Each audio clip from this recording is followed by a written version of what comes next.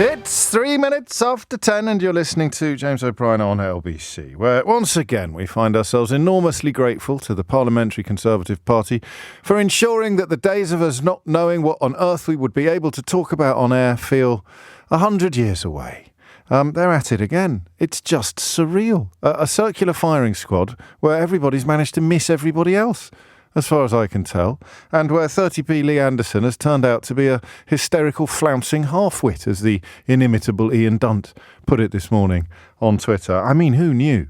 Who could possibly have looked at that sage of our time, that model of empathy and insight, and thought to themselves, I bet he turns out to be a hysterical flouncing half-wit. But here we are. And of course he wasn't alone. The other fella with the hyphen, Brendan Clark something, he has resigned as well. How many deputy chairmen are there? How many deputy chairmen of the Conservative Party does it take to change a light bulb? I haven't got a punchline for that joke. But I don't know how many deputy chairmen or chairpersons of the Conservative Party there actually are. Does anybody know? Is it like one of those things at the fair? When you have all the marbles in a jar, all the jelly beans in a jar, do you get a prize if you can count all the deputy chairpersons of the Conservative Party? You get a bottle of pomaine. Is that still a thing? And then you come to the rebellion, which isn't going to happen as far as I can tell. It will be, as far as I can tell, and according to my clever colleague upstairs, there's quite a strong chance that the rebellion won't reach double figures later today. The number of people actually voting against the bill that will send the so-called Rwanda bill to or rather voting in favour of the amendments, will struggle to reach double figures, which means the whole thing goes to its third reading unmolested, unchallenged, unchanged. So what an almighty mess. And we could laugh about it. And obviously we will laugh about it, but we laugh with a sense of sadness. For two reasons. The first is, if you believe in parliamentary democracy, and if you are even pretending to be patriotic, you have to profess faith in parliamentary democracy. It's very sad to see a party in such parlous condition. I mean, truly sad to see.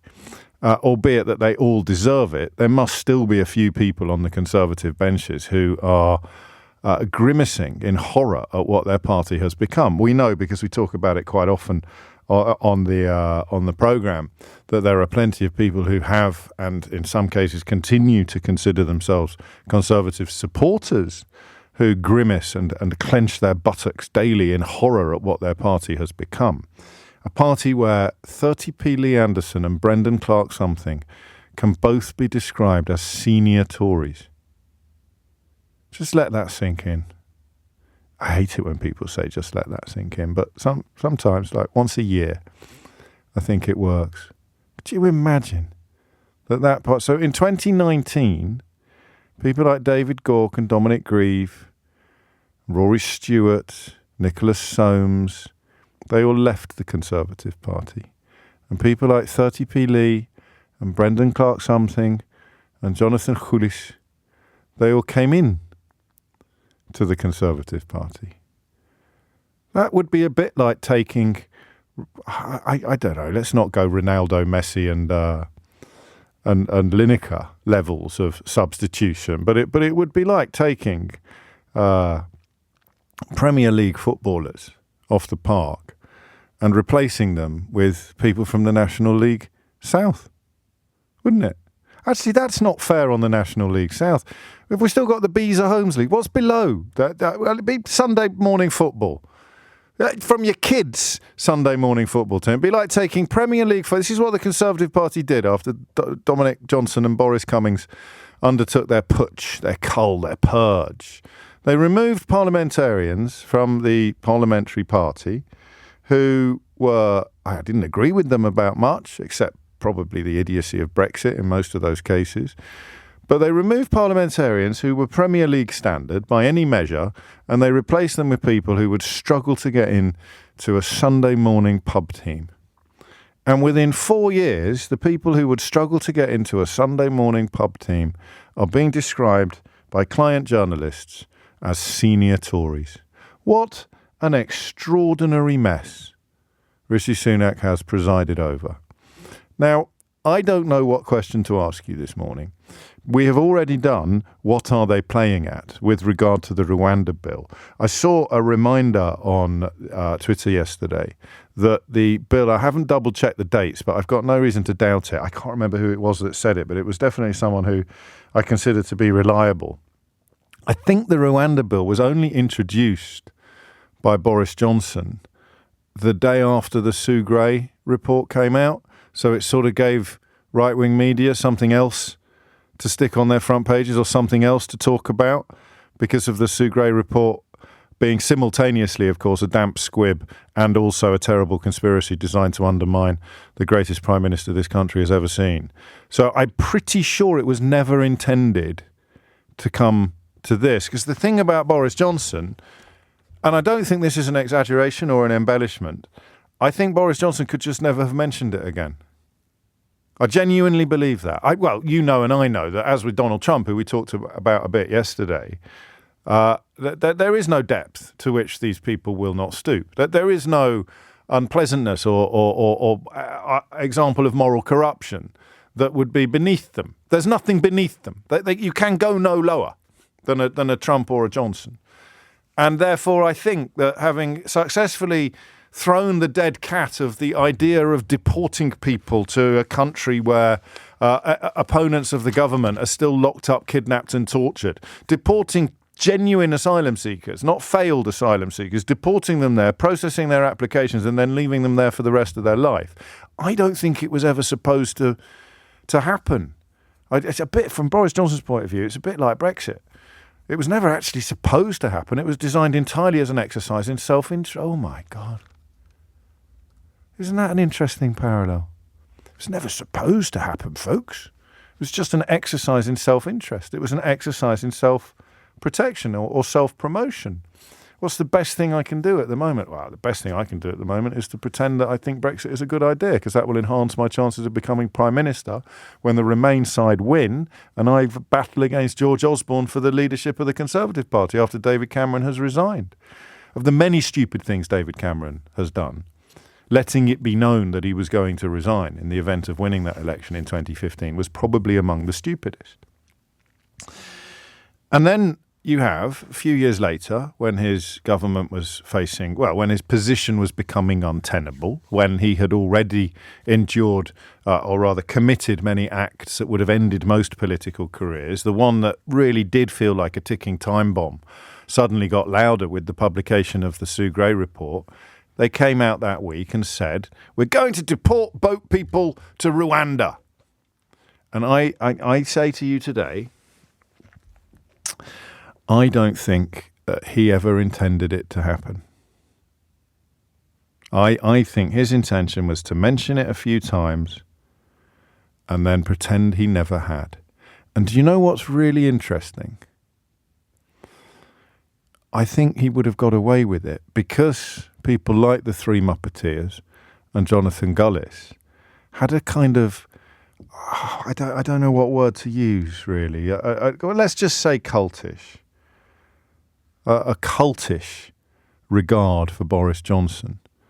You know, in the way that we talked about Trump yesterday and how previously sensible politicians have sacrificed any vestiges of integrity at the altar of his cultish status. Well, you know, we're kind of short of sensible MPs, but the likes of 30p Lee and Brendan Clark something and Jonathan Grunt, they kind of had, I don't know what it was. I don't know if it was a sort of weird class-based deference in that they honestly thought Boris Johnson was somehow better than them because of the way that he talked or the school that he went to. Do you know that Gullis once said that when he was a teacher, he used to model his persona on Boris Johnson and Jacob Rees-Mogg, and they let him near children? Can you believe that? Someone modelling themselves on Boris Johnson and Jacob Rees-Mogg was allowed to exercise influence over young minds. It's quite terrifying, really, in many ways. But that is my theory. That is my answer to the question of how the heck did this happen, is that the Rwanda proposal, the Rwanda idea, was never supposed to be law. It was never supposed to be a proper policy. It was about as accurate and as honest as the claim that they'd built 40 new hospitals or that he'd got all the big calls right. In fact, file it in the same box as getting all the big calls right and building 40 new hospitals. It was just something to say, not something to do. The essence of Boris Johnson really was something to say, not something to do. I never lied to the House of Commons. I built 40 hospitals. I got all the big calls right. I got Brexit done. Don't examine the reality or the facts of what I'm claiming. Just do it. So I think the question I want to ask you is, how much of this is Rishi Sunak's fault and how much of it was utterly unavoidable?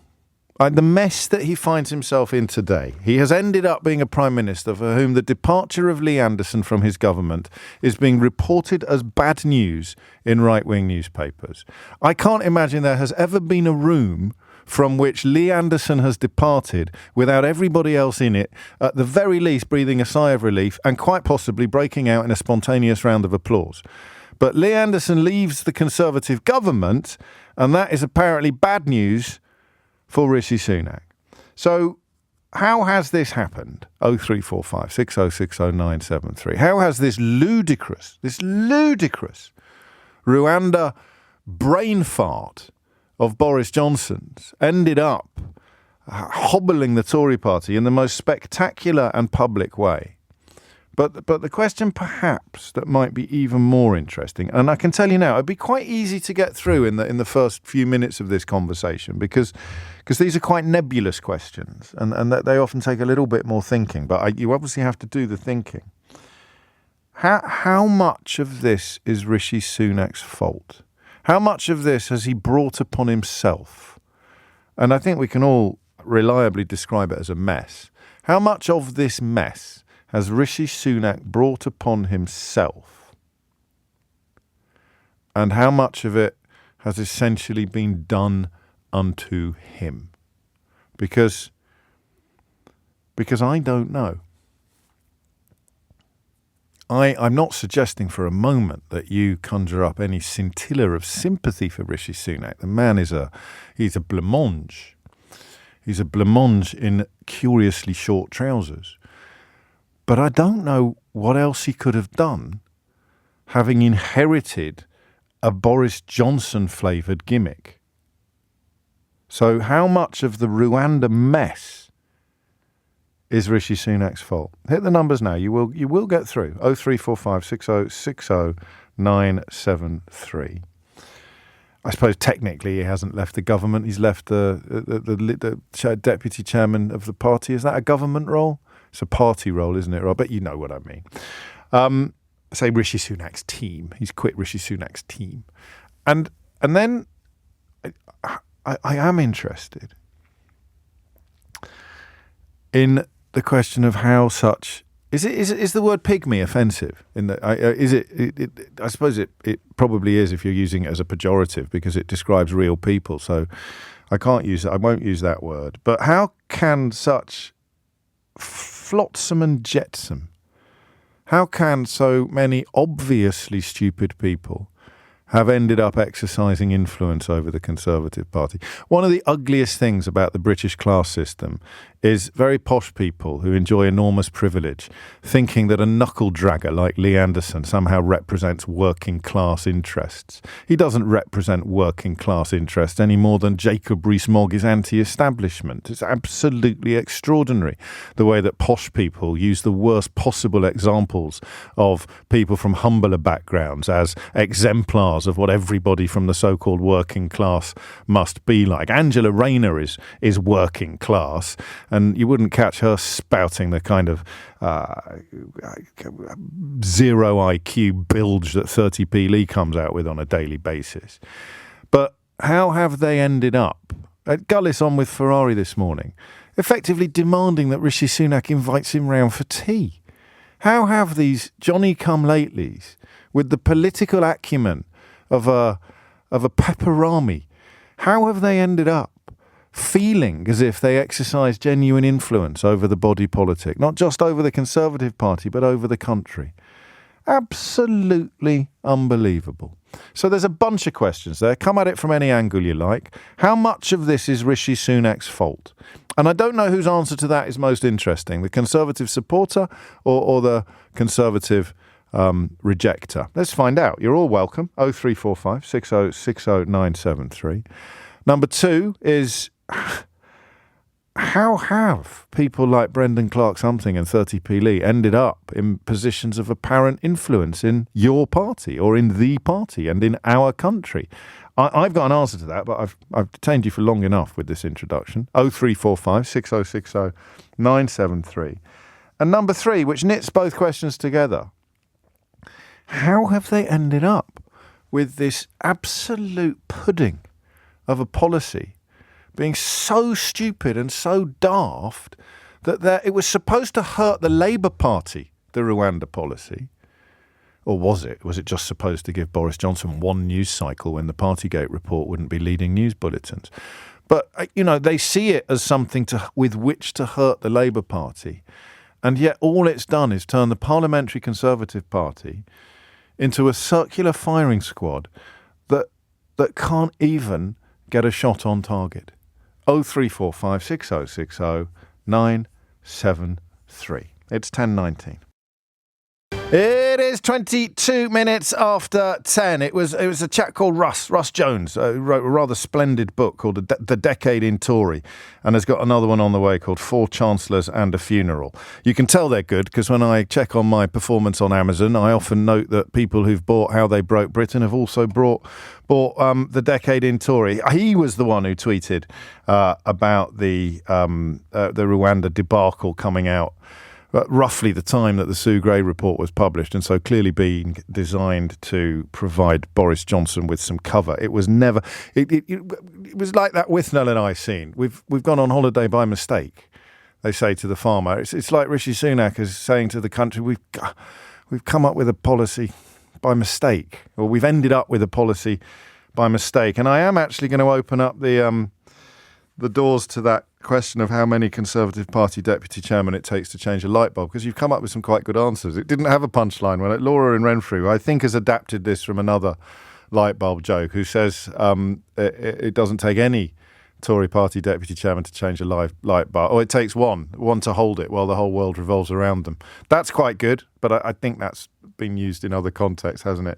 And Tim Burnett comes up with, how many Tory party chairmen does it take to change a light bulb? The answer is none. They all sit in the dark and claim that the light is still working. These are good. I like both of these. So if you want to join in that game, how many Tory party deputy chairmen does it take to change a light bulb, then you can text 84850, or ideally, because it's easier for me to track it, you can tweet at Mr. James O.B. So how much of this Rwandan mess is Rishi Sunak's fault, and how much of it is a combination of inheritance and infliction? Your thoughts interest me today because I'm not sure it's clear, or at least it's not clear to me. Martin is in Malvern. Martin, what would you like to say? Hello, first-time caller, a bit nervous. Welcome, Mark. Well, let me put you at your ease by asking you some unexpected questions. Go on then. Have you checked out the new Victorian decorations at Great Malvern Station yet? No, I haven't. Have you heard about them? Yes, I have. Yes. Why haven't you been down there? Because I use Malvern Link Station, which is... Yes. Well, it's better for access, isn't it? But great. I mean, what they've done is do the Victorian shelters and the Victorian platform awnings in incredibly bright, colourful colours. Are they the original Victorian colours, do we know? Or is it just someone having a flight of fancy? I don't know. I will go there this afternoon. I will have a walk there. What time? What time do you think you might be down there? 2 o'clock. Oh, I'm off by. If you could get down there at 10 to 1, you could come on and describe them to us live on the radio. Oh, right. You could go from being a first-time caller to a live reporter in the space of an hour and 20 minutes. That doesn't happen on other programmes, Martin. Nice one. What have you got? Back to Rishi Sunak. Entirely his fault. Right. Completely and utterly. When he first got elected, he made a huge mistake of not standing up to the idiots in his party, and he appointed Suella Braverman again, which was the number one mistake. So, and that meant Rwanda had to happen. There's no way he could have put her back in the Home Office. Entirely his fault. He was, he hasn't got a backbone. If he'd have stood up to the idiots, the fascists, the right-wing lot in his party, and he could have taken the Conservative Party back towards the centre ground, and then they might have had a chance of doing something in the election. But he just hasn't got a backbone. He's completely useless. And what do you think he thought was going to happen? Because he couldn't have known it was going to end up this, or could he? And what was he just crossing his fingers? Was he focusing so much on getting himself into Downing Street that he didn't really worry about what was going to happen as a consequence of what he did to get there? I think that explains it exactly. Yes, he doesn't think beyond the end of his nose. He's got no political acumen. He's got no idea. Say what you feel, Martin. Crikey. Well, the sooner he's got rid of, the better. The sooner the Conservatives have got rid of, the better.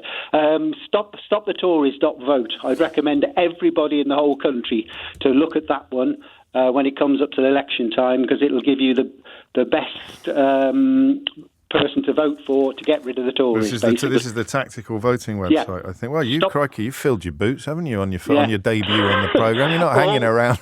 Also, I would recommend everybody in the whole country to have a listen to, have a watch and a listen of a little video thing twice a day called A Different Bias, and it's by a bloke called Phil Morehouse, and he is absolutely fantastic. He's a Labour Party member, and he sums it up beautifully every day. So. I'm glad to hear it. I mean, I haven't had the opportunity to check that out before you endorsed it, but I'm putting my faith in you and trusting that it's not potty-mouthed or libelous or any of the above. But I'll tell you what, Suzanne in Scotland's just said, your first-time caller sounds like a pro. I did phone up Radio 5 Live a long time ago. Never heard of it. Because there was a 20-year-old singing the praises of Margaret Thatcher about how wonderful she was, and I just couldn't take it. So I explained to him about the destruction of villages and whatever throughout the whole he's Director country. General of a Tufton Street think tank now, Martin. So the work was in vain. Thank you. And I'm not joking. If you do head down to Great Malvern before 1 o'clock, I'd love to get a first-hand eyewitness description of what they've done on the platforms. It looks absolutely beautiful. And as I get older, I find stuff, I'm not even being ironic anymore, I find stuff like that absolutely transporting, if you pardon the pun. Kate's in Leicester. Kate, what's going on? Well, firstly, I just want to say, as a 21-year-old, I am not going to be singing the virtues of Margaret Thatcher, so we're all good. That's a relief, because Martin's gone now. Go on. Well, I was going to say Suella Braverman as well, but the deal he made with her, which meant she was brought back in, I think if he hadn't done that, Rwanda would have kind of like petered out at that point. They could have all pretended it never happened, couldn't they? Which I'm pretty sure was Johnson's original intention. And because she tries to be a populist, Braverman could never really have turned on Johnson in the way that she could turn on Sunak. And I think because Truss had just sacked her, he didn't have to do it. Like it wouldn't have been like, oh, he's missed someone out. It would have been, she has just been fired. It's amazing, isn't it? That everybody sort of sensible or vaguely decent considers her to be absolutely toxic, and yet client media and elements of the Tory party consider her to be some sort of standard bearer. I think the calculation was, or the received wisdom is, that she could have delivered the ERG to Johnson, believe it or not. And Johnson was very much hoping for a resurrection over that weekend, that weekend when it happened, and therefore in return for delivering the ERG to Sunak, or at least ensuring that they wouldn't be backing Johnson as a homogenous bloc, she was promised her job back in the Home Office. At which point, I think you're right, Rwanda became undroppable, didn't it?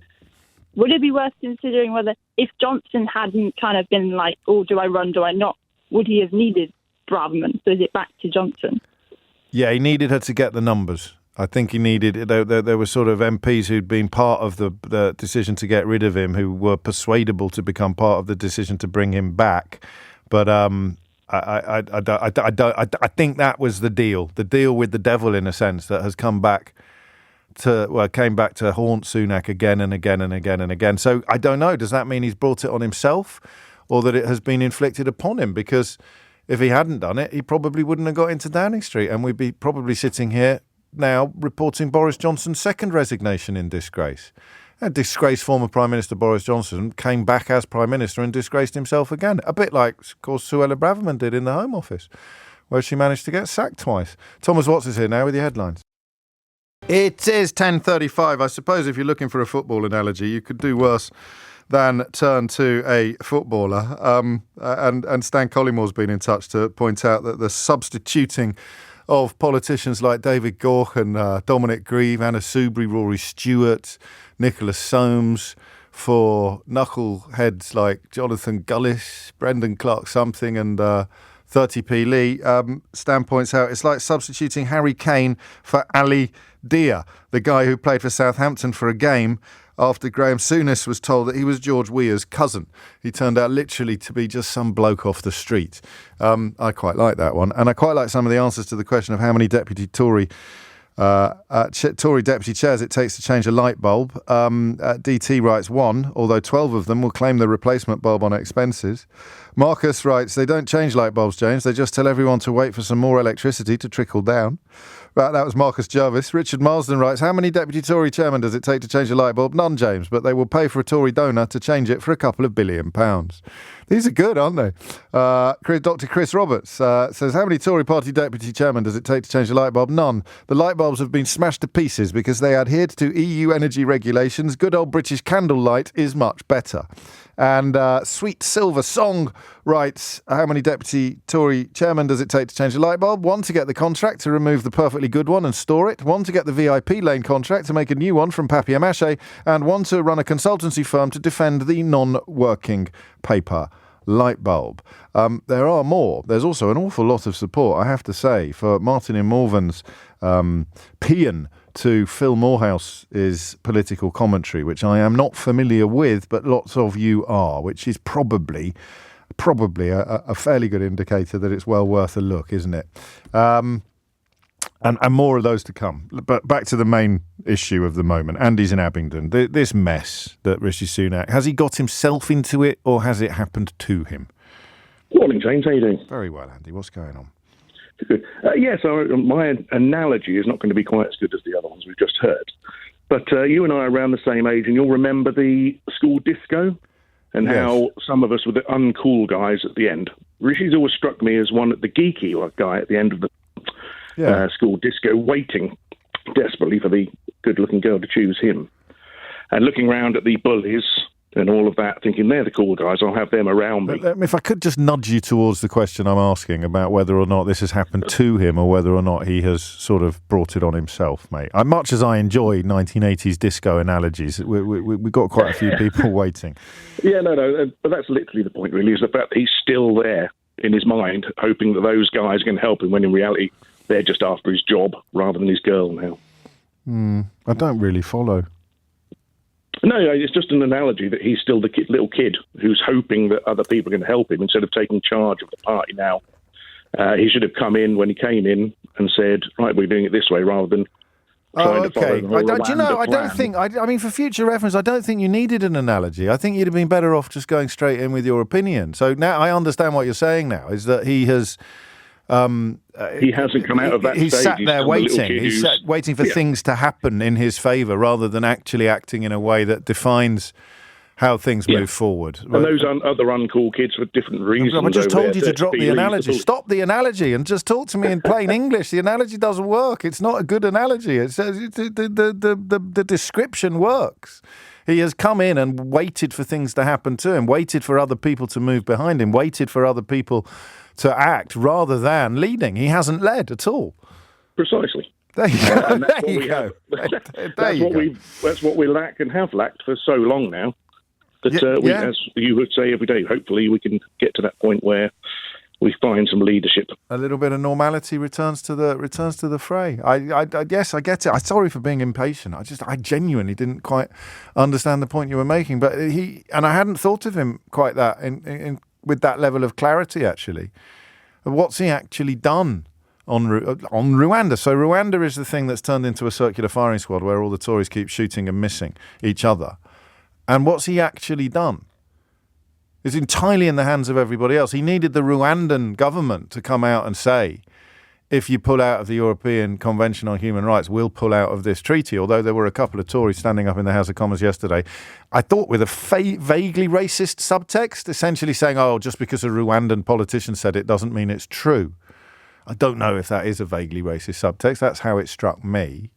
And then he relies upon support from weirdos like Clark Smith and Anderson to get it to resist this rebellion. That fails, and then the rebels kind of roll. There's something here. The best thing he could have done when he became Prime Minister was to say this was a gimmick from Boris Johnson designed to distract the public from the Partygate report that, in a way, was the second last straw before the camel's back broke. So we're getting rid of it, and we're going to come up with something that actually works. But I don't know if he could have done that, having promised to put Suella Braverman back in the Home Office. Isn't it odd how many roads lead back to a woman whose own CV claimed that she'd helped write a legal textbook when the man who actually wrote it came out after she achieved political prominence and said, I think she did a bit of photocopying for me once. Isn't it remarkable, really? What a wonderful emblem of what's happened to the Tory party and, of course, by association, but to our country. 10:41 is the time. Michael is in Darwin in Lancashire. Michael, what would you like to say? My gut instinct is that while the whole crisis isn't actually Rishi Sunak's fault, it is his fault for carrying on with the charade. Because my interpretation of it is that to stop the boats, inverted commas, the best thing to do would be to open up those legal routes that the Conservatives originally closed. Yes. That caused this crisis in the first place. So not only have they made their own crisis, they're now trying to deal with it by being as nasty as possible to the current vulnerable group of people they have in their sights. What would have happened if he tried to? Conservative mess. What would have happened if he tried to? Because what you have, I mean, what all immigration debates on the right wing of British politics are historically post-Farage. They're all about trying to come up with ways of not sounding racist when all of your ideas are driven by profound racism. So they pretend it's only refugees that they're worried about, or bogus refugees. I think Edward Lee stood up yesterday and said something about people pretending to be gay or pretending to be victims of torture. That anything, they come up with anything that just lets them say, no, we don't want you here, whoever you are. But the more they try and camouflage that base bigotry, the more of a mess they get into with each other, because there's always someone sitting next to them who'll go further. They certainly don't speak for some Conservative members, because I'm not a Conservative member myself, but plenty of my family are. Yes. And so many of them quite often say to me, if it had been someone like Rory Stewart, like when he was in the leadership contest, this kind of mess would never have arisen. And I have to agree. And even though I lean to the left, I could have completly got behind somebody like Rory Stewart, because at its heart he's a decent human being. And I don't believe Rishi Sunak is. No, I think, I'd allow that. I do think he is a decent human being. He's lucky in a way that he has the profile without the scrutiny. He did a good job at the Foreign Office. Yes. If you hear him talk about it, he was really interested in solutions to problems. But I don't know whether that translates into the big jobs in terms of aptitude. I know him a bit and I like him, and I agree with your analysis of his character. But what he wouldn't have done was bet the house on something that he knew couldn't work. He just wouldn't do that. It would be anathema to him to put political energy and political capital into something that was both cruel and stupid and crucially pointless, because even if it was to work at a level that nobody can even conceive, it wouldn't touch the size of the problem that it's ostensibly designed to address. Yeah, it's stupid, because if you say, OK, I've got 75 problems, but I'll tell you what, I've dealt with 3 of them. Yeah. No, exactly. Well, exactly that. Or even it's worse than that, actually. I've got a massive, massive problem, but I've dealt with 3% of it. It would be perhaps the even more powerful way of describing it. I noticed Yvette Cooper this morning picking up on something that we have been describing for a while on the programme. She wrote, Minister lets cat out of bag this AM. Rwanda scheme will only cover tiny percentage of those arriving in UK. Today's ongoing Tory chaos is all for the sake of a policy that costs over £400 million and covers less than 1% of arrivals. The only thing that unites the Tory party is gimmick instead of grip. She's quite pithy, actually, that, isn't it? All gimmick, no grip would be the neat way of distilling that down. And it takes us back to Johnson. Funny how these roads lead back to Johnson and Braverman. Johnson's ludicrous self-preservation streak being the reason why the policy got invented in the first place, and Braverman's ambition and utterly undeserved influence being the reason why Rishi Sunak couldn't chuck it in the bin. Does anyone feel sorry for him? Genuine question. And ring in 0345 6060973. Does anyone feel sorry for Rishi Sunak? And how close are we, do you think, to doing a phone-in on how can anyone still support the Tories? 0345 6060973. It was the madness of it that was so dispiriting. You think, sometimes I envy bigots. I genuinely do. I think that deriving enormous pleasure from your political opponent's misfortune, I must be quite nice. And I can do it a bit, but not when they're in government. You can't derive that much pleasure from them making such an almighty mess of something for the very simple reason that you live here, you know. That's why I envy Trump supporters, even as their own life goes up in flames. They love it because it upsets people like me and Sadiq Khan. That's a reference to something specific. I'm not being completely self-obsessed. And the way yesterday they kept talking about it being a deterrent. I tell you what, of all the things I've said about the Conservative Party and immigration, the thing that I think cuts fastest and sharpest to the heart of it is that almost everything is an attempt to object to the existence of foreigners in these islands without actually saying that you object to the existence of foreigners within these islands. That's how they end up tying themselves in such almighty knots.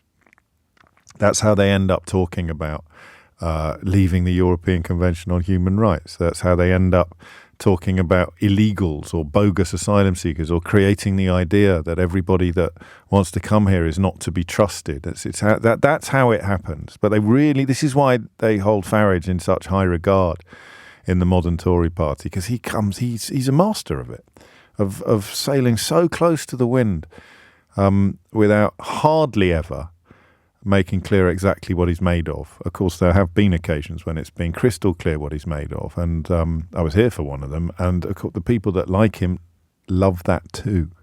This is a great point that people miss about Farage.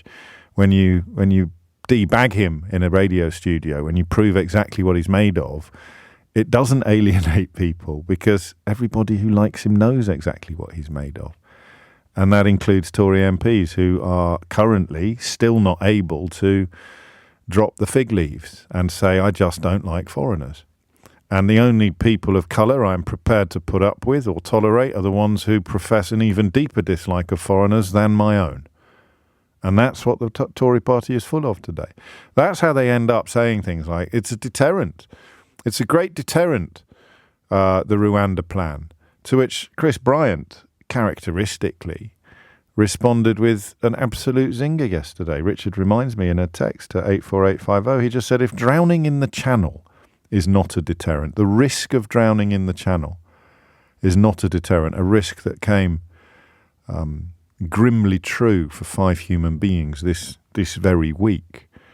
If that is not a deterrent for people desperate for a new life, so desperate for a new life, they're prepared to risk their old life, is a good way of thinking about it. But if that's not a deterrent, then how is a 1 in a million chance of being sent to Rwanda going to perturb them from making the same journey? Go on, have a think about it, especially if you've got gammon for brains. Because nobody thinks it's a deterrent. It's not about being a deterrent. It's just about not wanting any foreign people to exist on these islands, but not being able to say so out loud. Yet. And of course, the Daily Telegraph's push at the moment to shift the party even further to the right on immigration is a push towards a place where they will start sounding like... I think you'll get a parliamentary Conservative in the next electoral cycle, possibly before, who comes about as close as anyone has come to Enoch Powell in the last 40 years. I think it's going to happen. I'll let you place bets on which one you think it will be, but the direction of traffic being dictated by whoever it was that paid a fortune to commission a poll that the Daily Telegraph put on their front page. That is the direction of traffic. So how much of it is Sunak's fault? Henry's in Stanton St John. Is it Stanton St John or Stanton St John? St John. Well, I've asked you that before, I think. Yeah, you have. Why is it not St John? I like these little code words that the posh people use to make us plebs look stupid. I'm not posh. No, I know. Now listen, I do feel. Hear me out. I will. This is going to be good. I can tell already. I do feel sorry for him, but I think he's a complete idiot. What he should have done. Yes, that's fair. That's a fair position. Go on. What he should have done is waited. They should have put Suella Braverman in. Everyone would have seen how absolutely bonkers she is, and then he should have waited and got run next time for Prime Minister. The problem is he's completely stifled by the 1922 committee and all these lunatics who are like far right. And I don't think he's a bad man. I think he's an intelligent man, but I don't think he can do anything within his party. He's a weak man. He's a weak man. He's a weak man. Yeah, he's a weak man. If I was him, I would call a general election in May and get this done, get them out, because they need to go. And I'm a member of the Tory party, and I'm saying that. That's what it's come to. What do you want to happen next? I want them to go away. I want them to get rid of all the lunatics. Well, that's not going to happen, Henry. Do you not think so? Well, no. Okay, well, then I will never vote for the Tory party again. But you'll get a lot of people who are like me, who are left-wing Tories, if that's possible, and don't want that. By left wing, you loosely mean I don't spend my central. I don't spend my every living moment animated by the arrival or existence of foreign people. That's where the party's where the party's gone, though, isn't it? Yes, absolutely, and it's a disgrace. And that's not what the Tory party is about. I think James Arbuthnot said something similar yesterday. You know, he's in the Lords now, and he was one of the only politicians. No, I heard him. Did you? Talking about xenophobic streak, which is euphemistic, I think, in the context of what we're discussing. Really, really sad. Can I just make one more point? Yeah, of course you can. This thing about Rory Stewart, I went to school with Rory Stewart. He'd sell his own mother down the line for a bit of power. He's just as bad. He's just good on the podcast. Just a minute. Yeah, okay. Well, we're all for a bit of balance on the programme, and he's not here to defend himself. But you have just, Henry, put yourself in the position of opening your contribution by claiming you weren't posh and closing it by revealing that you went to Eton. I didn't go to Eton. Actually, I went to prep school with him. Well, that's not much better, old boy, is it? I was too stupid to get into Eton. And that's why you're a Tory party member. Boom, boom. It's 10:56. Steve's in Gravesend. Steve, what would you like to say? Good morning, James. Hello, Steve. I wanted to answer your question about how people could still think it's a good idea to vote Conservative. I wasn't going to ask that. I'm glad you're here, and we haven't got long, but I was actually asking when will it be time to ask the question of how anyone can still support this lot. But oh, sorry. No, I'm glad you're here. Go on, fill your boots. So I'll try and make this quick. Yeah. During the run up to Brexit, I was really undecided, and then I started seeing this woman who was a human rights lawyer, and she explained to me a lot about what was being said, and I started to get interested and started to realise this is all rubbish. These promises can't true. They're rubbish. So that kind of made me think back, looking at the situation now. I didn't know. I had no idea about all this, so I accepted it more or less on face value. Yeah. Now I can look back and go, it was rubbish. So I can put myself in a position where people who perhaps don't have exposure to information might think, they're not doing a bad job, blah, blah, blah, blah, blah. Or Labour will be worse is probably all they've got left, really. Labour will be even worse. However bad it gets, someone will always stand up and say Labour will be even worse. There's always got to be a bogeyman, hasn't there? So it is. I mean, it's very hard to climb down. Sorry to be nosy, but you know what I'm like, Steve. Did the relationship survive? Well, we're friends still. Okay, so no. Yeah. Correct. Well, she's done you a grave service, hasn't she? She's done you a good service there. Well, no, she's very clever. Showing you the light. I like that, and I guess it is. I mean, it is just that weird little opportunity, that chance encounter that made you look at the world in a slightly different way. And if you never have that chance encounter, why would you ever start looking at the world in a slightly different way? And the minute you do, particularly on this Rwandan thing, unless you share the impulse to repel all foreigners, unless you share the resentment of the existence of all foreigners on these islands, then I don't think you can still be going along with it. And that means that you've got about 10 to 20% of the electorate that are currently receiving all of the attention from the Parliamentary Conservative Party. And a tragedy of Sunak's position, if that's not too generous a term, is I don't actually think he is that kind of conservative. You get onto fairly thin ice when you start talking about or you start questioning the attitudes of the children of migrants to modern migrants. There are questions there, but you have to be very careful how you ask them. But I don't think Sunak sits with colleagues like Priti Patel or Suella Braverman on the relish for the performative denigration of people trying to come here to make a better life. I really don't, but I think he's ended up leading a party where it's an absolute prerequisite of promotion to at least appear or stay silent when other people express that position. Thank you, Steve. Sorry for being so nosy, mate. None of my business. You didn't have to answer me. But I don't think anyone rings in not knowing what to expect these days. A bit of a change in the next hour. I think, at the moment, I'm minded to have a look at the cost of funerals, and I shall tell you why after this.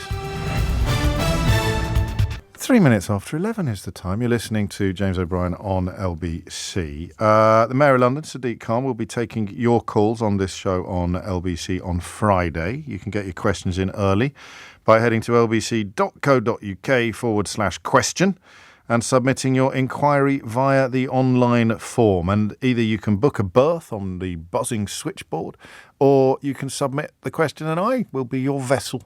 I will ask it on your behalf. I think this hour, PMQ is coming up at 12. Natasha will join us shortly before that to have a look at what is and what is not likely to unfold. He didn't go near Rwanda last week, did he, Keir Starmer? I don't think.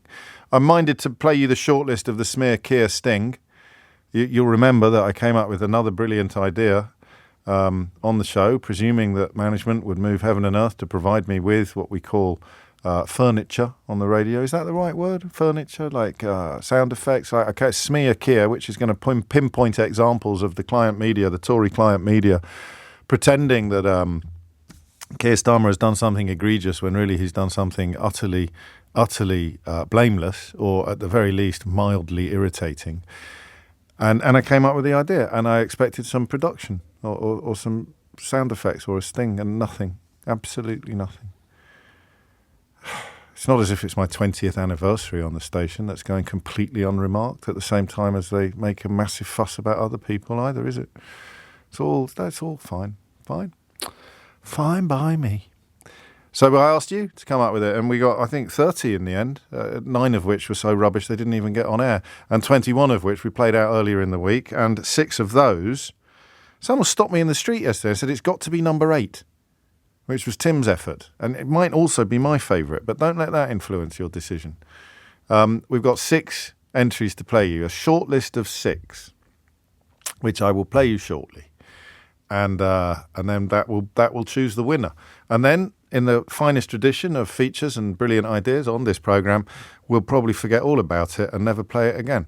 But ideally, we'll remember, because there'll be something in the newspapers in the run-up to the election which sees the Telegraph or the Mail desperately trying to smear Keir, and we'll not only draw your attention to the story or draw each other's attention to the story, because your suggestions are always welcome. In fact, they're kind of essential. But we'll also augment it with a bespoke, listener-made sting. Okay? 6 minutes after 11 is the time. Now, we've done this story, I think, twice before, which, considering I've been here for 20 years, is not that often, is it? And it is a story that I can now do with a modicum of humour. But I think when I first did it with you, I couldn't. Because when I first did it with you, I was talking about my dad. I was talking about my late dad and my introduction to the world of funerals, which I think anybody who's been through it, and I know that not everybody has, having the responsibility of organising it, not just going to one, it's a surreal experience. Well, look, if you're in the immediate period of grief after losing someone you really love, someone to whom you were so close that you are charged in part or entirely with organising the funeral, then you are in a completely surreal position anyway, aren't you? Even if you've lost a close friend, as I did a couple of weeks ago, and whose funeral I attended on Friday, it doesn't quite feel real. You know what I'm talking about. You're in that. It's almost like a sort of emotional liminal space. It feels like a sort of combination of a hangover, except you're not in pain, and I don't know. It's hard to pinpoint, isn't it? You keep expecting someone to say it's not happened, it's not real, but you're there. It's the permanence of loss that I think is so profound. It's the permanence of loss. Most things that you go through, there is light at the end of the tunnel. But with bereavement, there is not. There is just the slow grope towards a place where you're not as devastated as you were in the first moments, the first days, the first weeks. A slow grope. They talk about the stages of grief, don't they? So that's part of the reason why everything is surreal. And then you come to the logistics of it, if you like. And that was the bit where I couldn't quite get my head around stuff, you know? No one, I presume, has to do this very often, do they? It's going to be your parents or a partner or, God forbid, a child. But very few people are going to have a regular responsibility to organise the financial side of a funeral. And you've got absolutely no idea. You can't really shop around, I don't think. Quite often the body of your loved one has been taken to an undertaker's, I presume because of contracts with health authorities or hospitals. I don't know how that works, but it's already there. And to say, well, there's someone cheaper around the corner, or there's someone... So you're in this almost unique position as a customer, as a consumer, where you have no power. And this isn't a criticism of undertakers, not yet, or funeral directors. You sit there, you sit in a room, and you are shown catalogues, which, if memory serves, and it's 12 years since I had to do it, and please God, it's a good few years before I have to do it again. But if memory serves, these catalogues run quite the gamut, from the cheapest to the most expensive option. And then I don't know whether you're built like this. I kind of hope you're not. And do you know what? I don't know that I am anymore. But 12 years ago, I still was a bit chippy.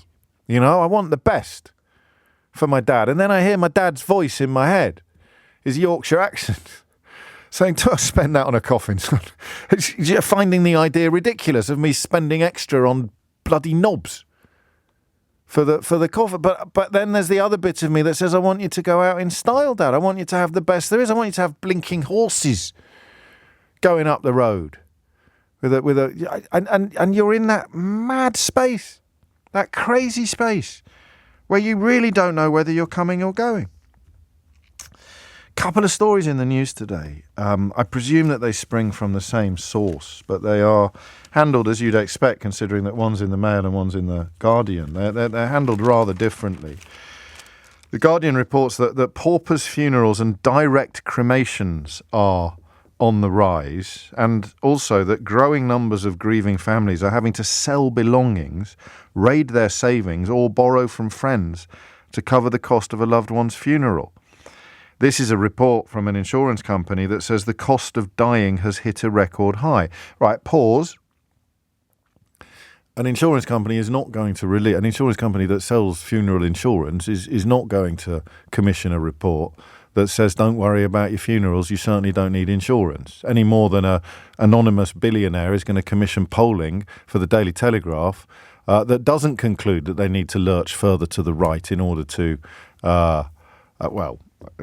keep anonymous billionaires in the habit of commissioning polling and donating to think tanks happy. So, I am aware of that. Don't waste tuppence telling me. But the numbers are irrefutable.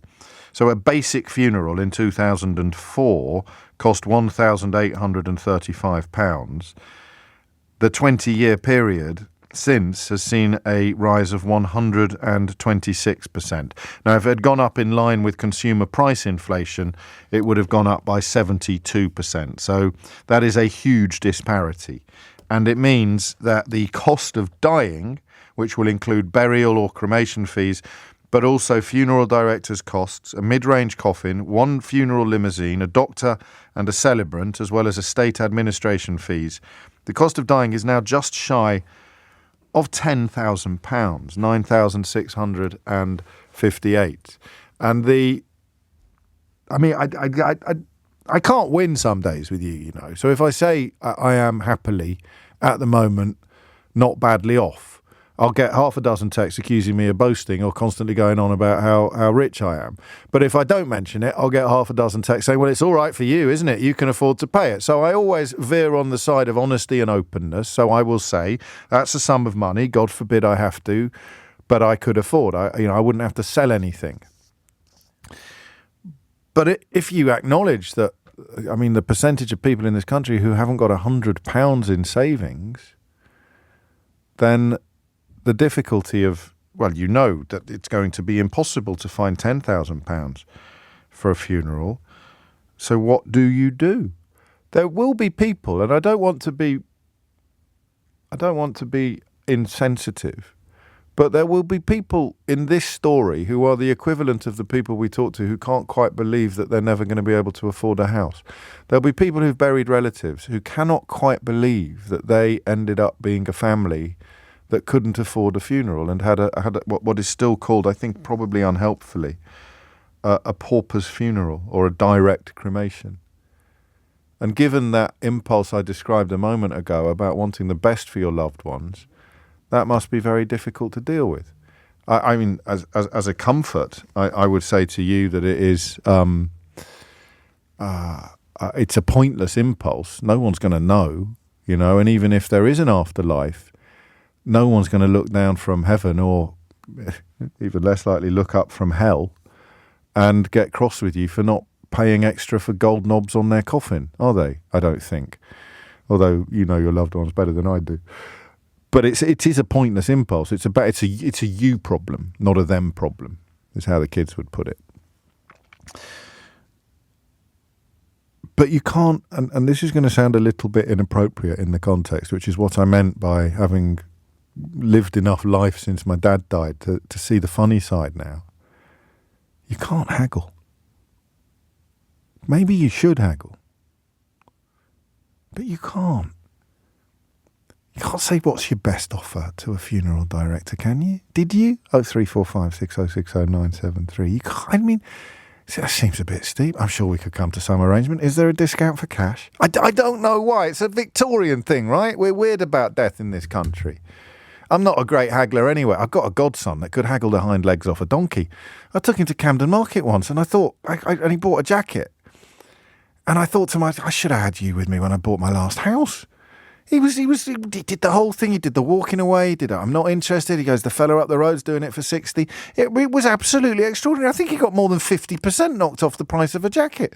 I had no clue that the prices were so arbitrary. I'm very naive, as you've probably established over the years. But I don't think you'd do it at a funeral director's, would you? There's a lot going on here.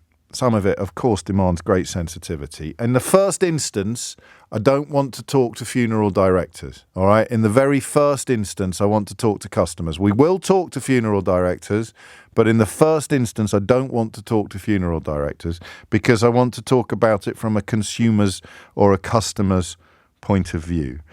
And I want to know, essentially, how you coped with the cost of funerals, which means you are really only going to have something interesting to say if it was not easy, if you struggled.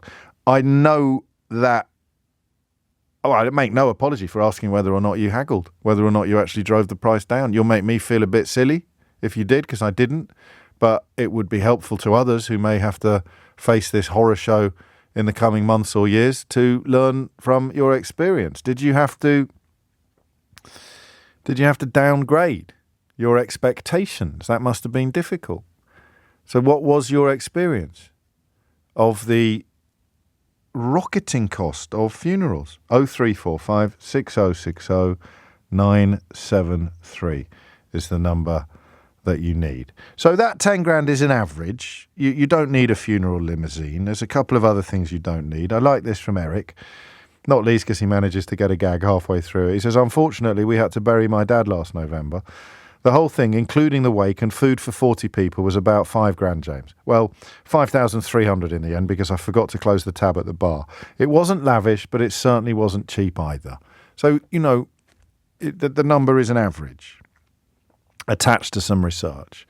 But equally, 5 grand's a heck of a lot of money, isn't it? I mean, where are you going to find 5 grand? If you can't find money for a new boiler or you can't find money for a new car, the percentage of the population that has less than £100 in savings is criminally high.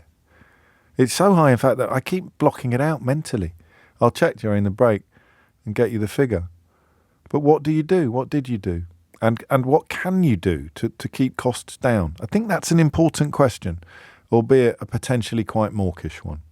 If you hit the numbers now, you will get you should get through. 0345 6060 973. It's 11:18. 21 minutes after 11. I don't know if this one will get on air, Ian, on Friday when the Mayor of London is on the show. But he's written from Yorkshire. I've got a question for Sadiq Khan, James, on Friday. Have you ever had your pocket picked on the tube or your wallet stolen? That's a good question. I might ask him that. It might be a bit dated, but we shall see. UK faces a cost of dying crisis. Oh, Christ, you've heard it all now, haven't you? Cost of living crisis coming out of our ears, and now a cost of dying crisis. But there it is. And I wonder what has happened to you and what can other people do about it? Mark's in Milton Keynes to kick things off. Mark, what would you like to say? James, my ears pricked up on this subject because it took me back to 2017 when we lost my late mother. And I've lost my father since, but my late father at the time, we were phoning around talking to the funeral director. And my mother had died in hospital, needed to be collected, and usual sort of thing. And we got a price, and this sort of learned person talking to us and about going into the upsell, and if you really almost inferring if you really cared, you'd do this and that. Are we confident that that's what they're doing? It is, isn't it? Otherwise, they wouldn't have such a. Sorry, I've been in sales for 30 years. So you know it when you see it. I can spot it. Yeah. It was nicely done. It was very respectful, but it was a sales pitch. Yeah. And my late father, who was a serial negotiator, said to me, "This is." He said, "This is." So I'm not having this. Yeah. I said, "What do you mean, Dad?" He said, "We're going to shop around some." And I like him already. Yeah. Oh, he was wonderful. We don't try and sell him oranges and apples at the end from a market stall. That was the trouble. Anyway, so we shopped around. And it was utterly remarkable, the price difference. Really? The price difference. It went from £5,000 or £6,000. And in the end, we found this firm, father and son business. They got into it, and they were quite honest. They said, we thought it was an interesting career to get into. We set up a business. And they were doing perfectly decent, same sort of service for about £1,500. Really? So, yeah. And then to end the story, we then wanted to bury my mother near our original hometown. We went to the parish council, the town council, whoever you speak to. Yeah. Got a price for a grave in the churchyard, in the cemetery, and it was about £3,000. We thought, well, this is ridiculous. And then again, my father says, I'm not having this. So he got on the phone. He phoned around. He spoke to the parish council of a village half a mile away from the cemetery. Right. And they said, oh, no, to bury in the churchyard here, it's just under £1,000. So we saved an awful lot of money, which is what you don't want to be spending at the best of times. But the thing, I suppose, my last point is I was lucky, I suppose, in terms of our attitude and our ability to deal with it. But the average person, I think they'd just roll with it. Yes. They'd be in grief. People would put pressure on them. They go, well, that's what we ought to do. It's a death. This isn't a commercial enterprise. These people would care for us. And goodness knows how many thousands get lost. And then lastly, you reflect on the fact that most what you think of private funeral homes in this country are actually owned by the Cooperative Funeral Service. So it's one of the biggest cartels in Great Britain. And even though it says Dombey and Sons outside, they were bought out in the 50s. Yes, and I think actually since then, I think there's been a big American operator moving into the market as well, which also owns a significant swathe of apparently independent operators. So they'll all be singing from, if you pardon the pun, they'll all be singing from the same hymn sheet. Yeah. Was it a nice send-off? Oh, yes, of course it was. Yes. We did it well. We had a small sort of after lunch at a room in a golf club, and friends and family got together, and we did what we all do at wakes, and had happy memories of my mum. But the point is, at least it didn't cost a blinking fortune. Well, the point is, it is like a lot of other services, because it is a service, isn't it? I know that there are raw materials involved to an extent, but generally speaking, it's labour that you're paying for, or time, human time, and therefore there is. So what? I mean, from roughly speaking, what was the highest quote you got, and what was the lowest? I know what the lowest. We put a spreadsheet together. It could have been done for about 12 grand, and instead it went for 1,500. Yeah, you've got to add on the burial of £1,000, so £2,500. Plus a few drinks. Yes, and of course. But you're looking at 20%, 25% of what you would have been quoted otherwise. It's shocking, and I just it's so sad, and I just hope that people in similar circumstances have got the energy or the wherewithal to get on the phone. That's a lovely choice of words. Then I was wondering what words you were going to use, because I was actually going to ask you what advice you would give to someone, and I don't need to imagine an example. I can use myself. I'm obviously good at talking, but not at negotiating. What advice would you give to someone like me who finds the idea of shopping around or haggling a little bit distasteful?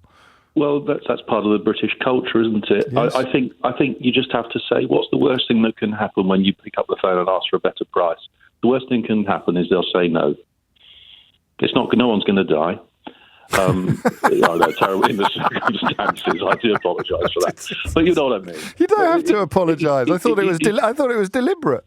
Yes, well, yeah, but it's not a matter of life and death. That would have been a less felicitous turn of phrase, wouldn't it? But no, that's great. I love that, Mark. Thank you, and credit to your late father as well for having taught you these lessons. What's the worst that can happen? And to be fair, that before all the phone calls in your life that you've been frightened of making, that is quite a good question to ask. What's the worst that can happen? She says no. She doesn't want to go to the cinema with you. I used to be terrible. I'm a 1980s Kidderminster. I used to ring. You did the old dial phones. You get to the last number. I can't do it. Hang up. Can't do it. But, you're phoning up to books. Some people are just, I wouldn't say it's a phobia. I'm just not very good at it. I know what you're thinking. A radio phoninose who doesn't like making phone calls. But there it is. That's why I need you to ring me. Dorrit is in Brockley. Dorrit, what would you like to say? The cost of funerals. It wasn't so much the funeral that cost an awful lot of money for my late father, who died just over 2 years ago now. Yeah. It was actually getting the local borough to prepare the ground, to dig a hole in the ground, which is not yours forever and ever. I think it's 25 years. Well, what happens after that? Well, I'm not sure, but that costs more than the actual funeral. So how much was the plot? For the plot, or to dig a hole in the ground was £5,000, and that was just, and that was more than the actual funeral. I mean, and you did it. You found the money, did you? Yeah, luckily. So what did you think when you heard Mark say that when his dad rang up the next parish along, they got it for a fraction of the price? I don't know how he did that. And also, when you're in, you just lost somebody, in my case, my father, you aren't in the mood to be phoning around and stuff like that. And I think in London, it's kind of different. You have to bury them in the borough that they lived in or died in. You don't have a choice, really. I didn't know that. And if I wanted to bury him in a different borough, that would cost probably double the amount. But as I say, to prepare the ground in the cemetery, it was £5,000, And as I say, it's not yours forever and ever. I think, if I remember rightly, if I look in the paperwork, it's for 25 years. I don't get that. What do you? I mean, I don't want to think about it, to be honest with you, Dorrit. I don't know what happens after that. Perhaps they write to you and say, "Do you still want this?" I really don't know what they do. Someone listening will know, won't they? Yeah, but I think it's 25 years. Okay. My father's plot is room for 2. So, that's nice. So Why? I mean, I think you're right, and you reflect my own feelings in a way. But I was quite inspired by Mark's story about about turning around. Yes. Yeah. I mean, I'd say the funeral itself. I went to I went to a particular funeral director who recommended by people I know, and they did a really good funeral. And we had a couple of cars. And they walked from the place to the actual church where the ceremony took place, and all that. It was really done really well. I was pleased with that, if you like. Yes. We were pleased because I've got siblings as well. Well, that's important. I just couldn't believe the cost of the actual preparing the ground. That was just, as I said, just a bit more than the actual funeral itself. Well, that's going to the council. That's I presume it is. Although actually these days it might be privatised. I don't know. Dorrit, thank you. Just gone 11:30. You're listening to James O'Brien on LBC. And Thomas Watts, how's your headline? It is 11:34. You are listening to James O'Brien on LBC. Jolly and Morm of the Good Law Project pointed out, keep an eye on how newspapers work with politicians at the moment, is sometimes to mislead the British public. On Monday, the Times was reporting that the Rwanda bill meets our international law obligations. Now reality has caught up with it. And the Times has been told that the Attorney General and the Minister for Illegal Immigration and the government's own lawyers all consider that ignoring a Rule 39 order would be a breach of international law, which, well, there you go. At least they're dealing with all the important stuff. These politicians, 11:35 is the time. I'm going to read this in its entirety. I don't know that there's a great deal to learn from it, but I want to send my love to Carl and yours on your behalf and just use it as an illustration of the story that we're currently discussing. Hi, James. I'm in a hospital waiting room at the moment, and this is a live issue for me. I buried my mum 5 years ago and my dad 10 years ago. With Dad, it was exactly as you described. We rocked up at the funeral directors who had collected the body. I'm still not sure how that happened. And we were bewildered by the brochures. Mum, like your godson, said, "This is how much we have, £3,000. What can we get for it?" And she stuck to her guns on what she would spend. She then planned her own funeral and put aside the money. When it came down to it, the actual costs were more, and it fell to me to negotiate and end up finding the extra costs of about £2,000. My sisters all wanted the very best for her, but I knew she'd hate that, so we argued a lot, especially because I was the one putting all the excess on my credit card. I now have an elderly brother who has nothing and is about to die. I'm currently ringing around funeral directors to see who can do it cheapest, and we will probably have to go for a direct cremation and a service at the church because I can't afford to pay for the whole thing. It's ridiculous to be in this situation, but what can we do? I don't know. I'm not in any position whatsoever to advise you, but you're looking after him and you're there for him, and that's a hell of a lot more important than the veneer on his coffin or the quality of canapes at his send-off, mate. You're there for him. You're being a good brother, regardless of what you have and haven't got in your bank account. 11:37 is the time. James is in Camden. James, what made you pick up the phone? Oh, a big story of death, James. Good morning. Just quickly, before I tell my story, for the chap, Cole, I don't know his situation, but I do know from first-hand experience that if he's on perhaps universal credit or some sort of benefit like that, he said his brother was elderly, so I don't know, he might be of a certain age himself, there is support available. If you talk to any good funeral director worth their salt, they will give you the forms to fill in. That's helpful. And there is government support that you can get, so it is there. Because, we discussed it when I had to go through my experience, which was we lost our dad literally just over a year ago. The anniversary was Friday last week. So he passed away. I emptied pretty much all of my savings to pay for his funeral because, we just wanted to just get it done and everything else. And we didn't really haggle or anything. And to be fair, we need a better word. I like negotiate. Because it's weird, isn't it? Haggle sounds as if you're buying a car, but negotiate is nicer. Yeah. So I emptied my savings, which was about £6,000. That's all I had. Paid for his funeral. I was very lucky because we found out by going through some mail that he had a life insurance policy that we didn't know about. Right. Which then paid for the funeral of his sister, who died subsequently a few weeks after him. Okay. And then also my grandmother, who passed away in November, who was their mother. So I've lost essentially half of my family, and funeral costs over the last year, including things like, paying for drinks at a wake and, taxis for family members who couldn't get about and stuff. It's cost me well over 20 grand. Which you didn't have. Which I didn't have. And to be honest, it would have been nice to have cashed in my dad's life insurance policy and not had to have spunked it all on funerals. Yes, of but course. There we are. Them's the breaks, unfortunately. It's just, it's wild. And I never... What did you think when you heard callers reporting on having shopped around a bit? I thought, first of all, I wish I'd done it, but also I kind of wish I'd had you're not in that sense of mind. I know you talk about your old man going, a few years back. It's the last thing on your mind, but this conversation might help a few people just to think, well, why wouldn't I? Yeah, someone else with a background in sales has been in touch and just said there's only 3 things that can happen when you make that phone call. It's yes, no, or maybe. Yeah. That's it, isn't it? That's when you ask that question, it's yes, no, or maybe.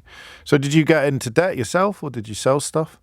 I ended up to get the money back for my dad's funeral. I sold his car, but that was only about $4,000, so it was basically £2,000 out of my own money. Yeah. But yeah, as I say, we found some stuff going through his mail. I'm currently trying to. Well, there's a lesson there, mate, James, isn't there? So anybody listening to this who's got life insurance needs to be 100% sure that your loved ones know about it. Yeah. Seriously. Because they might not, it probably will, but if you've lost your partner and you're still there, then the kids might not know, or the nephew might, or whoever it's going to fall to needs to know exactly what you've got in place, I think. Yeah, it's only digging through my grandmother's bank statements that I found out that she also has one that should just about cover the cost that we had to shell out for hers, but I've got to go through litigation and probate and stuff to get hold of all of that. So and there's another nightmare. There's a cost. Yeah, so the cost as well for probate and solicitors and stuff. It's insane. So I wish you well, and thank you for sharing, because that it's all helpful, isn't it? You're probably less equipped. So the first time you do this, probably one of the biggest tasks with the least equipment or qualification that you will ever have to face in your life, isn't it? And yet here we are being all English and Victorian about it. You're right. David Bowie did have a straight to crematorium. And he had time to prepare for his passing as well. But I looked that up because the producer mentioned it earlier. There's lots and lots of different things you can do, but of course we prefer not to think about it. I don't know whether 50 is the point where you start feeling really mortal, but you prefer not to think about it. And we probably should think about it a lot more. 11:41 is the time. Joanna is in Cardiff. Joanna, what made you pick up the phone? So my husband died very suddenly 10 years ago when my children were very young. They were 7 and 10. Right. And at the time, actually, we did end up having enough money. But, of course, when he died, I didn't know that. And actually, I was thinking about what your other caller just said. I had forgotten that we had life insurance. There you and go. We were paying it. Gosh. Because, I just never thought that was going to happen, did I? No. So when the time when I was organising the funeral, I didn't know if I would have money. It never occurred to me to haggle or anything like that. But what did happen was that parents from my children's school made all the food for the wake. And I remember being but I was embarrassed about that because I think there'd been this massive tragedy and I wanted to show the world that despite this, I could cope. I didn't want to be a figure of people feeling sorry for me. Gosh. So, but we're a funny old species. We're a funny old species, aren't we, Joanna? I know, and the food. You know what? It was amazing. Yeah. As in, it was. You could not have got a better. Better food at a wake. It was fantastic, and they organised it all. To be honest, I can't remember quite a lot of it. Because I think I was in a. Of course, in a bad way. Of course, yeah. And was the insurance attached? Was it linked to the mortgage? Was it? Yes. And again, at the time when he actually died, I didn't know that. No. So we were going to have to move. And God, you thought you'd even lose the house. Yeah. Well, I thought. We didn't. I know you didn't. Okay. But that's. You're dealing with grief, and then you're dealing with disruption, aren't you? Or even thinking about potential disruption. Yeah. And I think when someone dies suddenly, obviously it takes time for all this money to come through. Yes. So, and you don't really know, and you're just in a I think in a bad way yourself. Yeah, and you remind us that when it's a bolt from the blue, it's a completely different proposition to when you get a sort of long period of preparation and expectation, whether it's old age or illness. You kind of know it's going to happen, sooner rather than later. Right. But you get the crikey. So actually, in a way, your outcomes were about as good as anyone could hope for in such horrible circumstances. I do. I remember the whole time I've always thought, well, there's somebody like me who hasn't got the money, who's had all the same things, but without the money. And whatever anyone says, everything is better with money. Well, it is. It's choices. I mean, I always say that. People say it doesn't make you happy. Maybe not, but it gives you choices, and choices make life easier. The more choices you've got, in many ways, the easier your life is. Although, I guess at this point, I should acknowledge that I really hate enormous menus. I find them unbearable. There's too much to choose from. I find it almost impossible to decide on what I want. And then when I do decide on what I want, I almost immediately find myself wishing that I'd ordered something else after seeing it arrive at the next table. This is quite important from David, who is a trustee of a charity called It's Time, who focus on helping 16 to 30-year-olds who experience parental loss. Their research suggests that's about 15% of young adults aged between 16 and 30. And when a single young adult loses one or both parents, who pays for this? Probate, access to money, etc., all sorts of issues. And he writes, I was 18 when we buried my father, but who we lost to medical negligence. But I think this is an interesting point. Young adults who have to pay for funerals. You're absolutely right. And I'm glad that we now know about the It's Time charity. It's 11:45. 11:48. I'll read this from Liz, who's in Carmarthenshire. She writes, I just wanted to get in touch to let you know that you can save a lot of money by doing a lot of it yourself. My dad's funeral a couple of years ago, I conducted the service. I picked the flowers out of his garden because he was a keen gardener and made the bouquet myself, printed, wrote and designed the order of service. I even composed and sang some of the music that we played at the service, although not live. It saved a lot of money, and more importantly, it was beautiful and personal. Additionally, the DWP do have a phone number that many people on pension credit or benefits can use to get a lot of help. Mum ended up paying just a few £100. So there'd been some solid advice today, which was the point of the conversation. And there are funeral directors who do provide a more reasonably priced service without any apparent diminution in quality or provision. I want to do something completely different before PMQs, so I don't know that I'll have time to take any more calls on this, for which I apologise, because obviously you're ringing in with quite personal stuff, but whatever I do next, there's going to be a lot of people left waiting, and we've got PMQs coming up at 12. So I need a final decision from you on which sting we're going to use for our almost soon certain to be forgotten Smear Keir feature. I'm going to do my best not to forget it. Every year I do little things designed to improve the programme, and this year it's Post-it notes. I'm going to put Post-it notes on the screen in front of me to remind me of stuff that I've tried. No, I know what you're thinking. You're thinking colleagues. I've tried that. I've tried asking colleagues to remind me of stuff that's important to me as the presenter of the programme, but it's weeing in the wind. So I've got Post-it notes. I'm going to write stuff like Smear Keir on a Post-it note and stick it on the screen, and then hopefully remember to do a Smear Keir in the course of the programme. But I've remembered to do this, which is a good sign for 2024. It started well. I've remembered to do this. I could have easily played out 21 stings earlier this week and then forgotten all about it and never come back to it again. And then in about June, I'd just go, oh, what happened to that smear? And then I'd try and blame it on someone else when it was all entirely my fault. So these are the 6 remaining. I think do we call them 1 to 6? Or do we leave them with their original numbers? Can someone make it?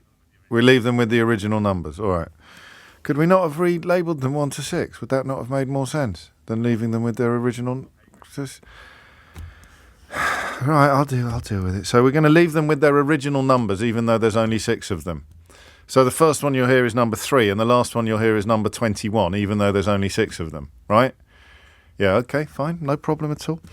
So the first entrant for the Smear Keir sting is from Bob, and it is, and you just need to text the number that you like to 84850, or you tweet at LBC. Don't tweet my personal account. It gets too busy. So there it is. You need to either text to 84850 or tweet to @LBC the number of the sting that you want to become the permanent feature on the programme. We begin with number three,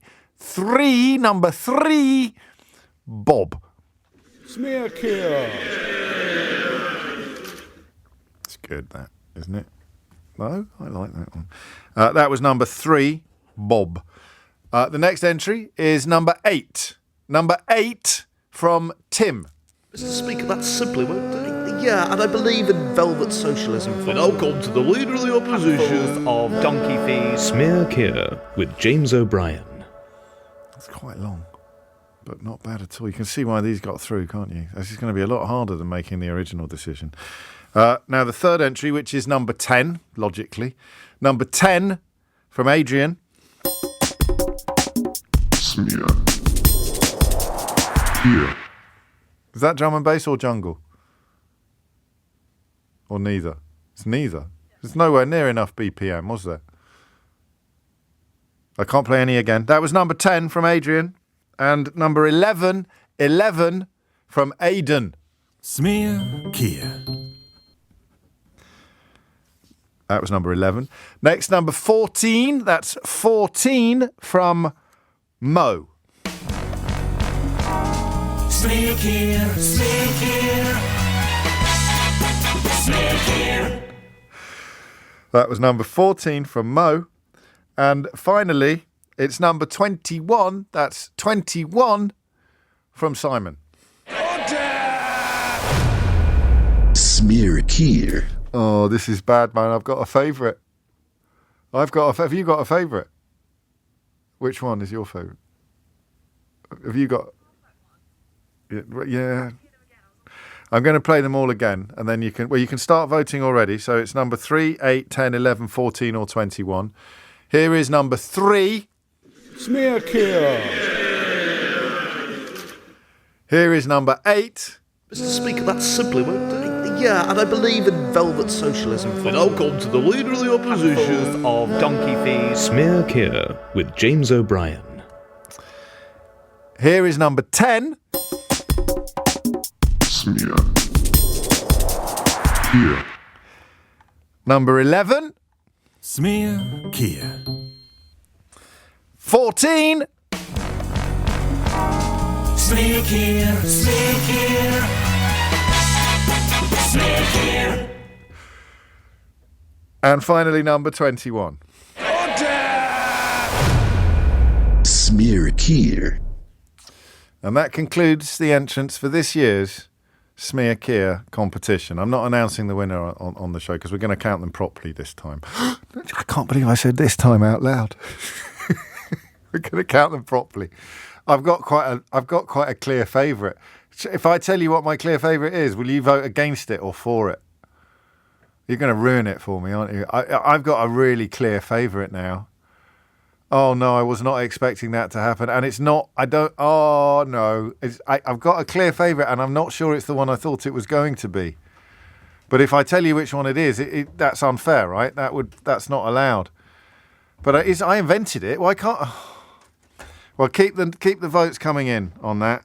And I will reveal which one my favourite was, although it doesn't currently seem to be in the lead. Natasha Clark is here, LBC's political editor. Apologies to everybody, to Andrew, to Jimmy and to others waiting to talk about this funeral director's conversation, to which we will return, I promise you. I know I probably said that last time, but I was dealing with personal grief last time we talked about this, so it was a slightly different conversation. Now we're in the position of being able to help others facing a remarkably difficult scenario. But some good advice, and if any more comes in, I'll share it in the next hour after PMQs has concluded. So no Rwanda at all last week, if memory serves, was there? There was. There was a mention of it, but there weren't questions. General migration, I think it was last week. So what's he going to do this week? This is a circular firing squad now, the Rwanda bill, except they all keep missing each other. I think he has to mention it, doesn't he? Yeah, I would imagine so. Because we're gearing up for yet another big day in the Commons and these more amendments being debated. And the final third reading of this vote, which is the last part of the Commons before it goes to the Lords will be later today. So Keir is definitely, I'm sure, going to mention it in some point. I think if I were him, I would go for the idea that the Prime Minister is weak. We've heard Labour use that attack line before. It's come out on the calls a lot lately, and you can sometimes tell the direction of traffic from exactly, that. and he can't control his party. You've got 58 Conservative MPs that you can't get on side. That's what I think he would go with today. I also wonder if he might use some of Lee Anderson or Brendan Clark-Smith's comments last night against him, throw them back at him, saying, "Well, your former deputy chair has said this, and he can't vote for it. Why should any MP vote for this crazy plan?" Spot check. How many deputy chairmen of the Conservative Party are there at the moment? So there were, I think, 12. 12. I think. It's like the disciples. Now we've got. Is this the Last Supper? Exactly. Now we've got 2 less, so we've only got 10. Yeah. I believe that's true. Sure. I thought there were 37. I don't think so. So some of them were deputy chair. I think Lee Anderson was a deputy chair, and I think Brandon Clark-Smith was a vice chair. Natasha, why are they called the Baked Bean 2? Because I can't remember exactly the context of it, but there's this picture of Lee Anderson feeding Brendan Clark-Smith baked beans. You've not seen this picture? Sorry, what, pardon? There's a picture which exists. Right, why? I think it was something to do with Lee Anderson obviously has been talking lots about how to feed your family for less money. Yeah. And I think it was to do with that. But I can't remember exactly the context. I'm sure our listeners will tell me, and we can look it up very quickly in the break, I'm sure. But yes, there's a picture which is now obviously being circulated around the internet following last night's vote. Of one of them feeding baked Lee beans Anderson to the feeding other one. Baked beans to Brendan Clark-Smith. It's quite a funny picture, actually. I would recommend you look it up. The party of Winston Churchill. It's all gone so wrong. Isn't it remarkable? What happened? Isn't it remarkable? So, and of course what that does, and Starmer has picked up on this opportunity before, it essentially puts the Prime Minister in the position of having to challenge what one of his own MPs has said rather than what Keir Starmer has said. So would the Prime Minister agree with the man that he appointed? Yes, and he probably won't.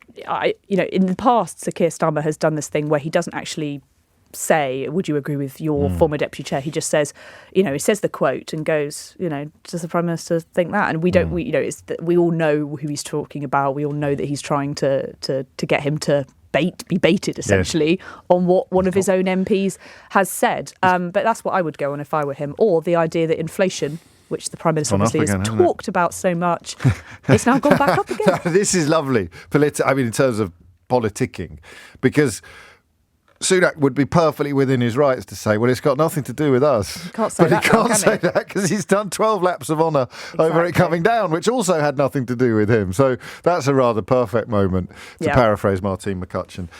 Before we carry on with PMQ's analysis, what is going to happen with this bill?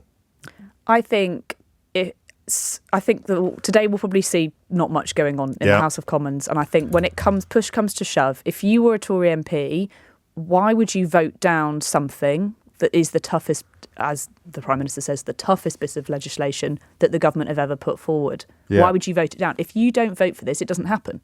Do they really want to kill the entire Rwanda plan? So the rebellion has been both pointless and stupid.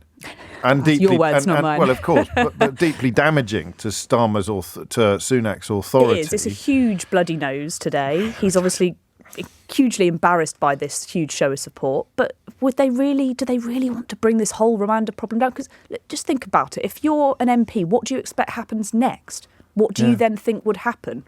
The Prime Minister's not going to... It's going to hang around until they're not in power anymore, isn't it? For sure. And nothing's going to happen. But there's no planes plan. are ever going to take off. Braverman's sick dreams are never going to come true. Dave Baines has sent me footage. It's not just a photograph, Natasha. It is. It's a whole video. There's a whole video. Thanks, Dave. Of one MP feeding baked beans to another. Has he explained the context of it?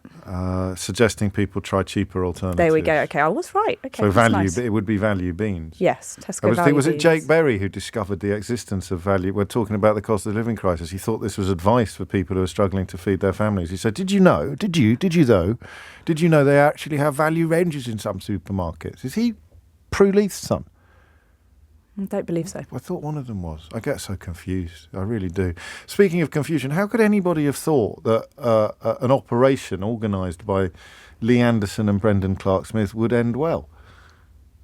I said the bean operation. Well, no, as in the whole rebellion. Oh, okay. Well, sorry, hard to keep up with which we're talking about. Yes, I know. Spinning plates. I think Lee Anderson's going to have a real... George Eustace recommended value brands. Sorry, Jake Berry just said get another job. Just get another job.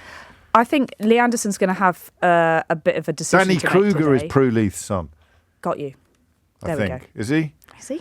Yes, thank you. One of them is. I know that, Prue Leith has done a lot of work with the Conservative Party previously in the past. At least one of us is paying attention. I didn't know that. No. That's why I win the pub quizzes. There you go. Well done. That's what I do. Look, Lee Anderson's going to have a big choice to make today. Does he vote this whole thing down or not? Because if not, what's the point of resigning? Isn't he going to look very stupid if he doesn't vote against this at the third reading? You're suggesting that he doesn't already look very stupid. Lee Anderson is worried about looking very stupid. I don't think he is, but he will look... Rarely have I heard a less sensible observation about the state of British... You know what I mean. Lee Anderson is worried about looking a bit stupid. That's like me worried about looking a bit bald. I don't know. I haven't spoken to him. Something over which I have absolutely no control. I'm bald, he's stupid. Let's cross live to the House of Commons. Can I send my best wishes to the honourable member and his father also, and all those suffering in this way? Mr. Speaker, I can't let today pass without saying how saddened I was by the tragic death of Bronson Battersby, aged just 2, who died in heartbreaking circumstances in Skegness. I know that this House will join me in sending our deepest sympathies to his family. Mr. Speaker, the government has been forced to admit that it has lost contact with 85% of the 5,000 people earmarked for removal to Rwanda. Has he found them yet? Prime Minister. Mr. Speaker, what I can tell the honourable gentleman is that in spite of him blocking every single attempt that we have taken, we have managed now, because of our actions, to reduce the number of people coming here by over a third last year, remove over 20,000 people from this country back to their home countries, carried out 70% more illegal enforcement raids, arrested hundreds of people, closed down thousands of bank accounts, and processed over 100,000 cases, the biggest number in over 20 years, Mr. Speaker. That's because on this side of the House, we want to stop the boats, we have a plan, it's working, and with him, we would just go back to square one. My first thought is, how do you actually lose 4,250 people? Then you remember that this is the government that scrapped HS2, but the costs are still rising by billions.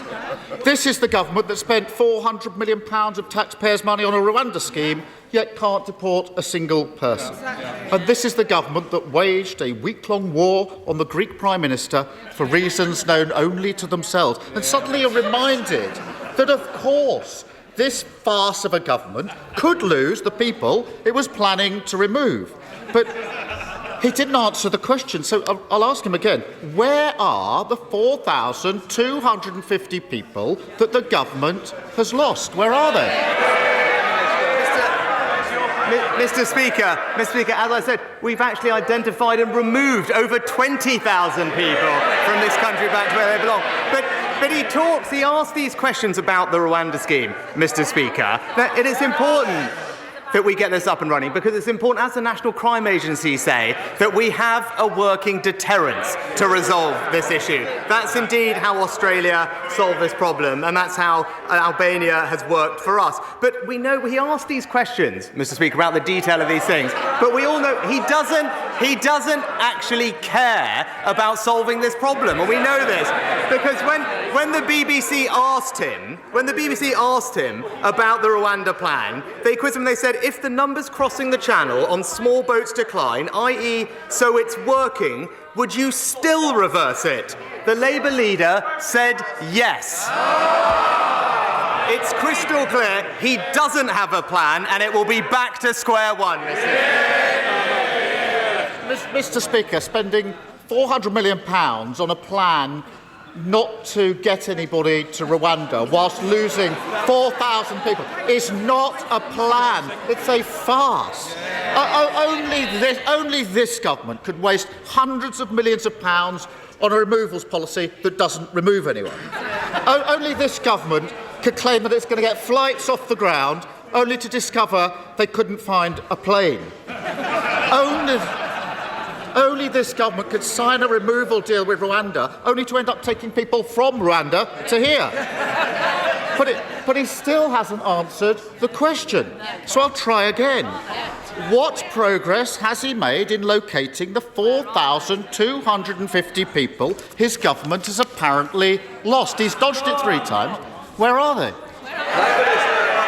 Mr. Speaker, it's the same thing again and again. Here we are talking about what we are doing, but I'm happy to go over it, Mr. Speaker. What are we doing? We've increased the number of illegal enforcement raids by 70%, leading to thousands of arrests, using powers, Mr. Speaker, that he blocked in this House. We have closed down thousands of bank accounts of illegal workers, again, using powers that he blocked, Mr. Speaker. Order. Mr. Do you want that early cup of tea, or are you going to be a little bit more silent, Prime Minister? And, Mr. Speaker, as I said, we have worked through a record number of cases and returned a record number of people back to where they've come. All of that is a plan that is working, and we can see that it's working because the numbers of people coming to this country are down by over a third, Mr. Speaker. But again, it is a bit rich to hear him in here pretending that he cares about how we actually stop the boats when he's been crystal clear. He's been crystal clear and said that even if the plan is working to reduce the numbers, he would still scrap it, Mr. Speaker. It's because he has no values, no conviction and no plan, and it's back to square one.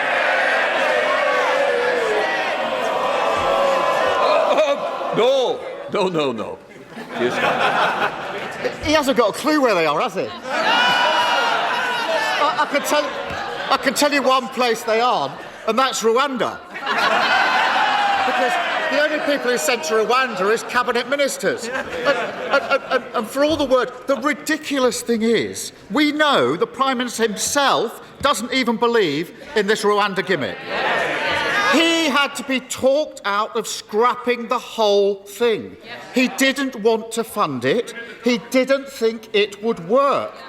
When he sees his party tearing itself apart, hundreds of bald men scrapping over a single broken comb, doesn't he wish he'd had the courage to stick to his guns? Well, Mr. Speaker, now, I have absolute conviction that the plan we've put in place will work. Absolute conviction, because I believe it's important that we grip this problem. Now, he spends a lot of his time in this House talking about his time as a lawyer, Mr. Speaker, and I would urge him to listen to them, because Lord Wolfson has said that our bill severely limits the...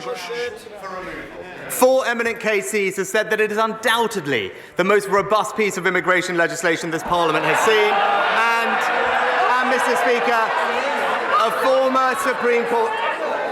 I want to hear what the Prime Minister's got to say, because it matters to my constituents, those who feel it doesn't matter to those. Please leave, Prime Minister. As I said, Mr. Speaker, 4 eminent KCs said this is undoubtedly the most robust legislation passed, and a former Supreme Court Justice has been clear that the bill would work. But I know, Mr. Speaker, he's always been more interested in what lefty lawyers have to say, Mr. Speaker. I've even got here the textbook that he authored for them. And it's called, and I quote, European Human Rights Law by Keir Starmer. So... Prime Minister! Prime Minister, when I stand up, please sit down. Can I just say, we don't use props in this House, and I will certainly ensure that if you do need reminding, I certainly will. Keir Starmer. It's such utterly pathetic nonsense. He's been brutally exposed by his own MPs yet again. He's got one party chair who says she hopes the Lords will rip his Rwanda deal to pieces. He's got 2 more who had to quit because they don't think it'll work. all of them appointed by him, all now in open revolt against his policy, each other, and reality. Is there any wonder they all think this gimmick is doomed to failure when the Prime Minister himself doesn't believe in it? Mr. Speaker, it is rich to hear from the honourable gentleman about belief in something, because it will be news to him. It is actually the case that you can believe in something and stick to that position on this side of the House.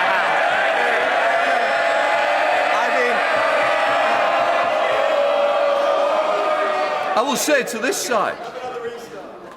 Oh, hello. Somebody's jumping in from over. Can I just say it's very important. It's an important day. People want to know what's going on. So I want my constituents, just like yours, to hear what the Prime Minister's got to say. Prime Minister.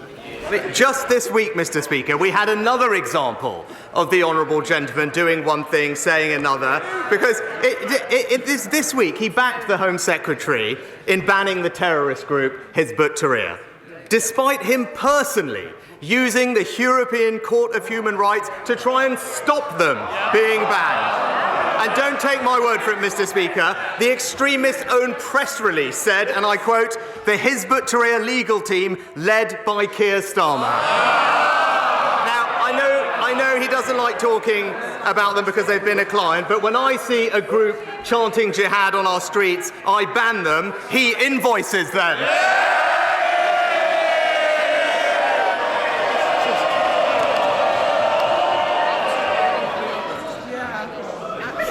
Because there's 8 questions that I think some of you may want. Well, I'll tell you what, there's some's already gone off the list who wanted them. Keir Starmer. Mr. Speaker, if he stuck to his position, he'd be voting with us. His former Home Secretary says the plan won't work. His current Home Secretary calls it batshit. His former Immigration Minister doesn't back his plan. Even the Prime Minister himself doesn't believe in it. And last week, another of his MPs said the Tories should admit that things have got worse since they came to office, that after 14 years they've left Britain less united, the country is a sadder place.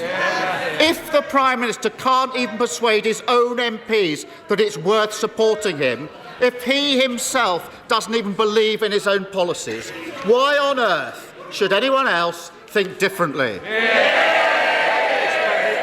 Mr. Speaker, another week when it's crystal clear the honourable gentleman doesn't believe in anything and he doesn't have a plan. Now, while he talks the country down, let me update him on what's actually been happening in the past week. Inflation more than halved from 11% to 4%. Real wages rising for the 5th month in a row. Last week, rates started falling and millions of people benefited from a tax cut worth £450. So while he takes us back to square one with a £28 billion tax grab, let's stick with a plan that's delivering a brighter future for Britain.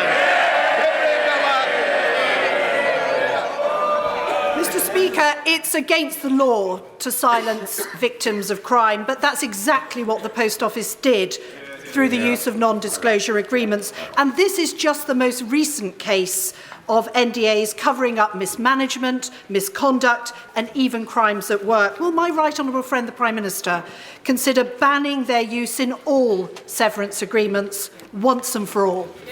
Minister.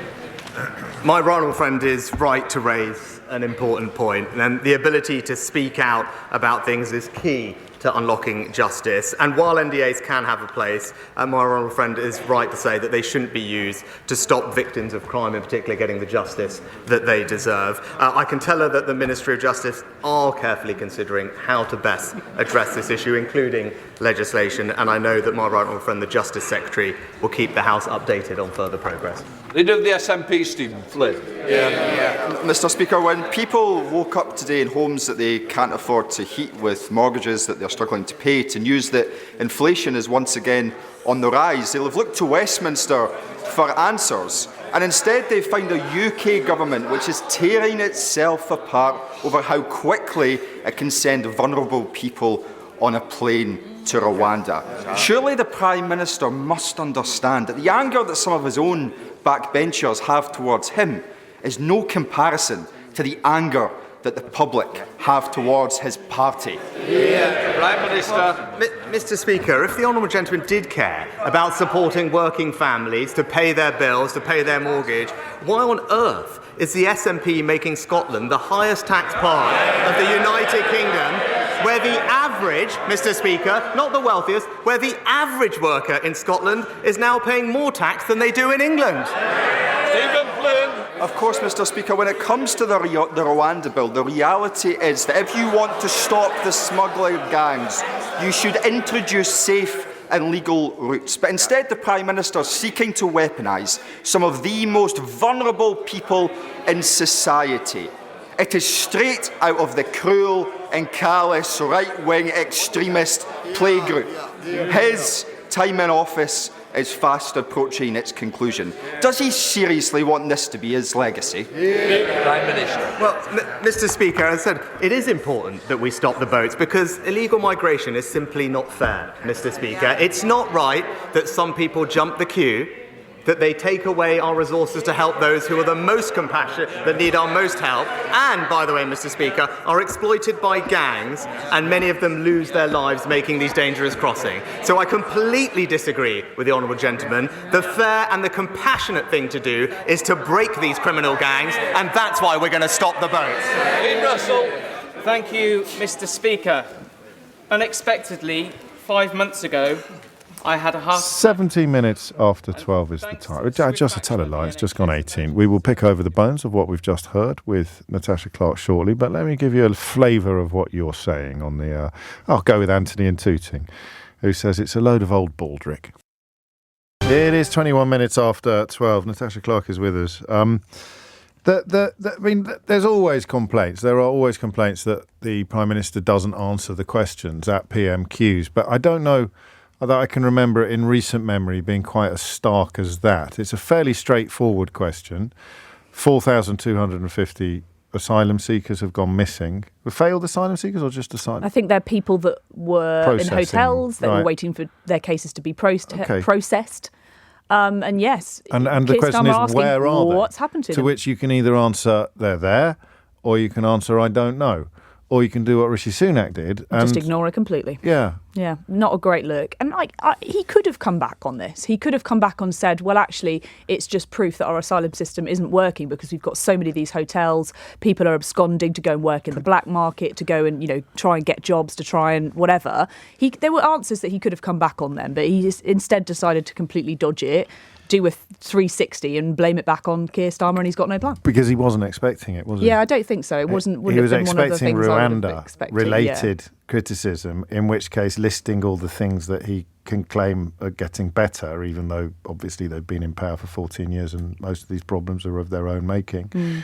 That list of quotes, achievements, end quotes, wasn't relevant to the question he was asked, and he wasn't fleet of foot enough to do something different. No, he wasn't. He couldn't think on his feet and go, actually, there is a way. And I think there is a way that he could have got around that question, but he was not able and agile enough to do so. And we do see from both of them that they're quite rehearsed Prime Minister's questions these days. And, I wonder if Rishi Sunak has maybe spent a little bit less time this week rehearsing for Prime Minister's questions because he's got a lot of other things on his plate, namely a brewing Tory rebellion later today. And it's been noticed. My texts are always interesting. They're particularly interesting on Wednesdays because I can detect directions of traffic, and they're pretty equable, actually. If Sunak gets the better of Starmer, people will point it out. But this is a theme that Kate has picked up on in Surrey. She says Sunak is it's like he's being asked what he'd like to eat in a pub. And asking for a lemonade. What would you like to eat? I'll have a lemonade, please. It reminds me. Did you watch the Fast Show? You're much younger than me. So Sorry, there was a scene in the first sketch in the Fast Show when a bloke would be sent out to buy stuff for his wife, and I was reminded of that a bit. Hello, dear. How's it going? Oh, I think I'm on top of it. Now, did you get the eggs, the butter, and the potatoes? Even better than that, I got some biscuits shaped like radios, a map of Cairo, and an ice pick. So Starmer says, where have the 4,250 missing asylum seekers gone. And Rishi Sunak goes, even better than that. I've got some biscuits shaped like radios, a map of Cairo and an ice pick. Anyway, that's what it reminded me of.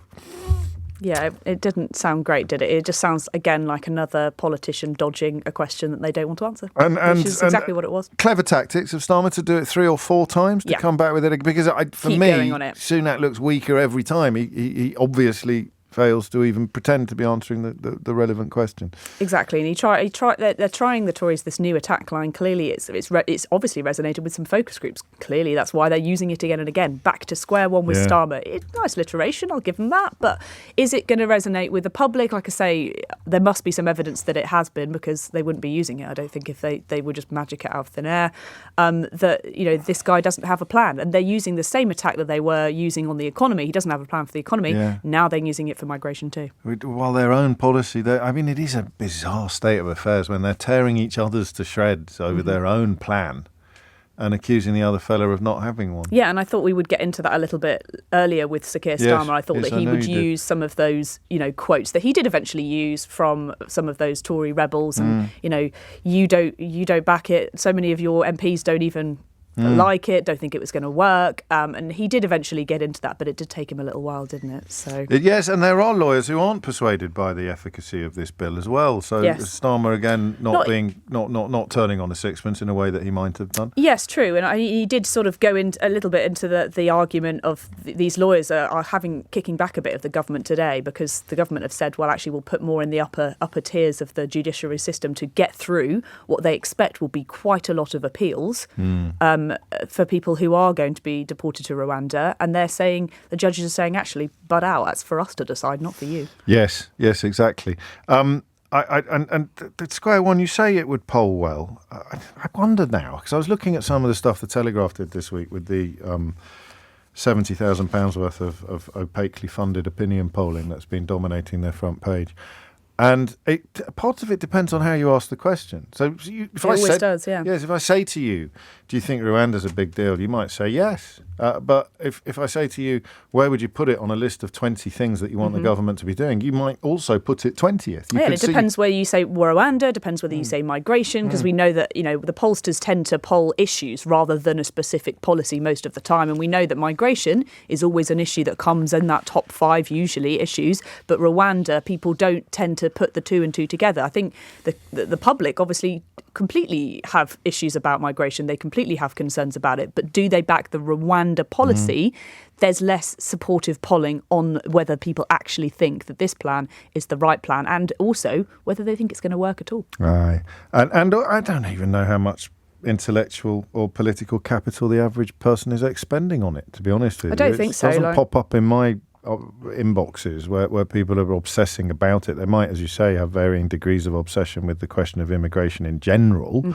But if the Rwanda thing were to succeed on an unprecedented scale, it's not going to make much of a dent in the bigger, quotes, problem, end quotes. I don't think so, but it obviously tapped back into the problem that Rishi Sunak has to hold on to those red wall seats, right? Where immigration traditionally voted more heavily in favour of Brexit, and he needs to hang on to those. All of the evidence shows that those are exactly where he's going to lose seats, according to that MRP poll in the Telegraph, but also basically every poll that's been done shows that they're losing support in the red wall because they went on Brexit in 2019 with Boris Johnson as Prime Minister leading that charge, and now they need to have an offer to the red wall. So is migration going to play a part in the election? Of course it will, but it shouldn't be the main part in the election, because I think, as you're right, I don't think it resonates with the entire public in a way that perhaps it did 5 years ago. It puts some people off. It puts some Conservatives off as well. James Arbuthnot speaking yesterday about a xenophobic streak in his own party that he finds particularly unpalatable. They didn't go near the. What was the other thing you suggested? There was something else that didn't come up, and I was surprised it didn't come up. Did talk about inflation, but the Prime Minister ignored the fact that inflation has gone down today. Gone up? Sorry, gone up today. And do we know why it's gone up? Well, it has gone up, funnily enough. Economists think this is quite good. This is quite good. They've shot themselves in the foot here. The Office for National Statistics says today the main cause of unanticipated growth in inflation was increased tobacco prices due to higher taxes. So higher taxes on tobacco introduced by Jeremy Hunt. Which was increased at the last budget, I believe. So people are still smoking on a sufficient scale to tip inflation upwards after the price of fags goes up. Yeah, but it's a shot in the foot. Yeah, Rishi Sunak's inflation message has now been completely lost due to his own chancellor, which is pretty poor. The ONS also says it was the cost of alcohol. Again, we know that alcohol, again, very heavily taxed in this country, and has gone up. I think the spirits campaigners are saying today that inflation on spirits has now gone up from around 3.5% last year to now 8.9%. So it's fueling inflation because of our high tax rates. And Rishi Sunak has then the audacity to talk to the SNP about their high tax system in Scotland, which is, I don't think that's an argument that resonates. Everyone knows that the taxes has gone up under the Conservative Party. And finally, the prop. Now, would he have known that he was going to get told off for that, but consider that it was worth it? I was impressed to learn that Keir Starmer was a lawyer of sufficient repute that he'd actually write a textbook referred to by every state in the European Union. But that's a conversation for a different day. I didn't know that you were not allowed to use props in this way, because I know that prime ministers, and I'm recalling a specific incident where David Cameron waved a piece of paper at Prime Minister's questions with a specific article on. Was that? And I don't remember the speaker at the time calling him out on that. He may have done. I could be wrong. Between a piece of paper and a booklet. What's the difference there? I didn't know that was the case. But yes, I mean, Lindsay Hall was a bit grumpy at that Prime Minister's questions, wasn't it? He kept trying to ruin the vibe, I thought. Yes, technical term. I read a couple of these because it's a recurring theme. You picked up on the Square One slogan, as it were. Stephen writes, first-time texter, I think I'm looking lovingly back at the days of Square One, James, rather than the nightmare of Octagon 77, which we appear to have been living in for the last 14 years. And Sean in Wiltshire says, is the Square One they talk about 2010 rather than the state of the country after 14 years of Tory government? If so, I'd take that in a heartbeat. Ben in Exeter says, back to Square One sounds quite appealing to me right now. It feels like we aren't even on the board at the moment. I can't see that line working. Anna says, back to Square One before them sounds kind of good to me. And Mike points out that it's not just the Fast Show that Rishi Sunak was channeling there. There was also a touch of that famous Two Ronnies sketch where Ronnie Corbett is answering the question before the one that Ronnie Barker actually asked. I may have got that the wrong way around, but I take your point. It's an extremely clever sketch. Natasha Clark, thank you. Amelia Cox has your headlines. It is 12:36 and you are listening to James O'Brien on LBC. I like this from David. Sometimes if you send me a good joke, I don't know whether you've made it up yourself or whether you've nicked it off someone else, and I've got no way of knowing, but I work on a very trusting basis on this programme, as you know. So I shall give David the credit for this. He says, do you think that Rwanda might be breaking international law by sending refugees to an unsafe country like the UK? Which is so good, I shall probably be passing it off as my own by the end of the week. Speaking of passing stuff off as my own, someone posted a screenshot of my new book, my latest book. When does it stop being new and start become latest? Is there a date? Is there a cut-off date on that?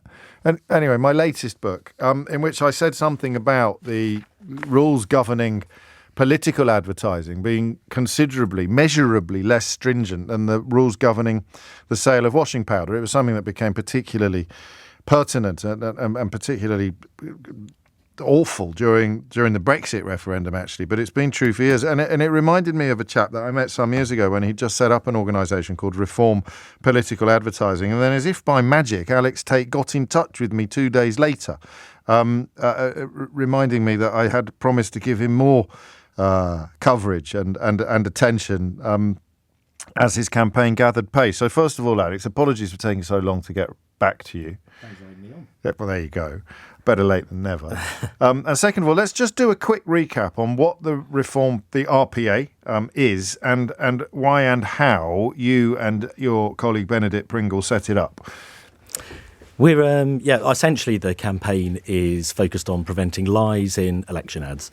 As we're a not-for-profit, politically neutral campaign, but as you pointed out, we've got a background in marketing and advertising, and as you pointed out, we found it really ridiculous that when you're advertising a chocolate bar, you've got 4 sets of regulations that you've got to abide by to ensure that it's accurate, and when you're running an election advertising campaign trying to influence votes in the UK, you've got none.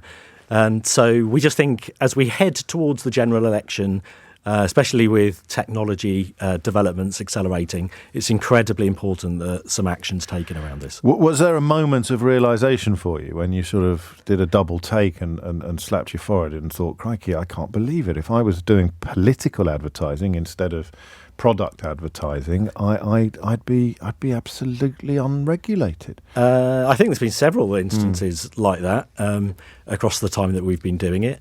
We actually think one of the biggest themes of our times is misinformation and disinformation. Yes. It's not just us saying that.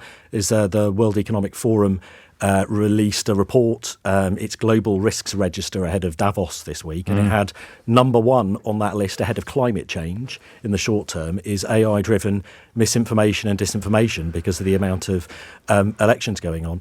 And as a subset of that, we think election advertising is really something we've got to get a handle on quickly. If you've got a politician that comes in here and he's trying to get a dodgy stat past you, you're going to hold into account. If you've got election ads running with disinformation in them, it's a channel direct into the public to put that into the public discourse. And not only that, it amplifies the disinformation too. Some of the spending limits have just increased significantly in the run-up to the general election. So this election, we think, is going to be the dirtiest that we've seen in the UK. And that's why we think some action needs to be taken. And so does the public. It's odd, isn't it? 87% of voters agreed with the statement that it should be a legal requirement that factual claims in political adverts must be accurate. Do we have any indication of or any idea of how many realise that it's not a legal requirement? We do, yes. We did run that a couple of years ago. And the large majority of the public aren't aware that there aren't any rules. Presume it's being policed. Well, you could argue it makes it even more effective in some ways. Yes, exactly that. Like that. And I think actually one of the themes, I suppose, at the moment is around AI, certainly in the advertising industry. And we think that's got the potential to really turbocharge this situation over the next couple of months. I'll give you another example. Yeah, do. A research report, I think, gave us a taste of this last week, where it identified there were 100 deepfake paid Facebook Rishi Sunak ads that got over the last month that got a reach of 400,000 on Facebook, and it's just a taste of things to come, really. So, as our campaign's developed, we've been thinking about actions that can be taken, and we gave evidence to in 2020, actually, just the year after I last met you. We gave evidence to the House of Lords Democracy and Digital Technology Committee that was a cross-party group and had one of its unanimous recommendations that was supported by all the parties to support what we're advocating for election advertising regulation.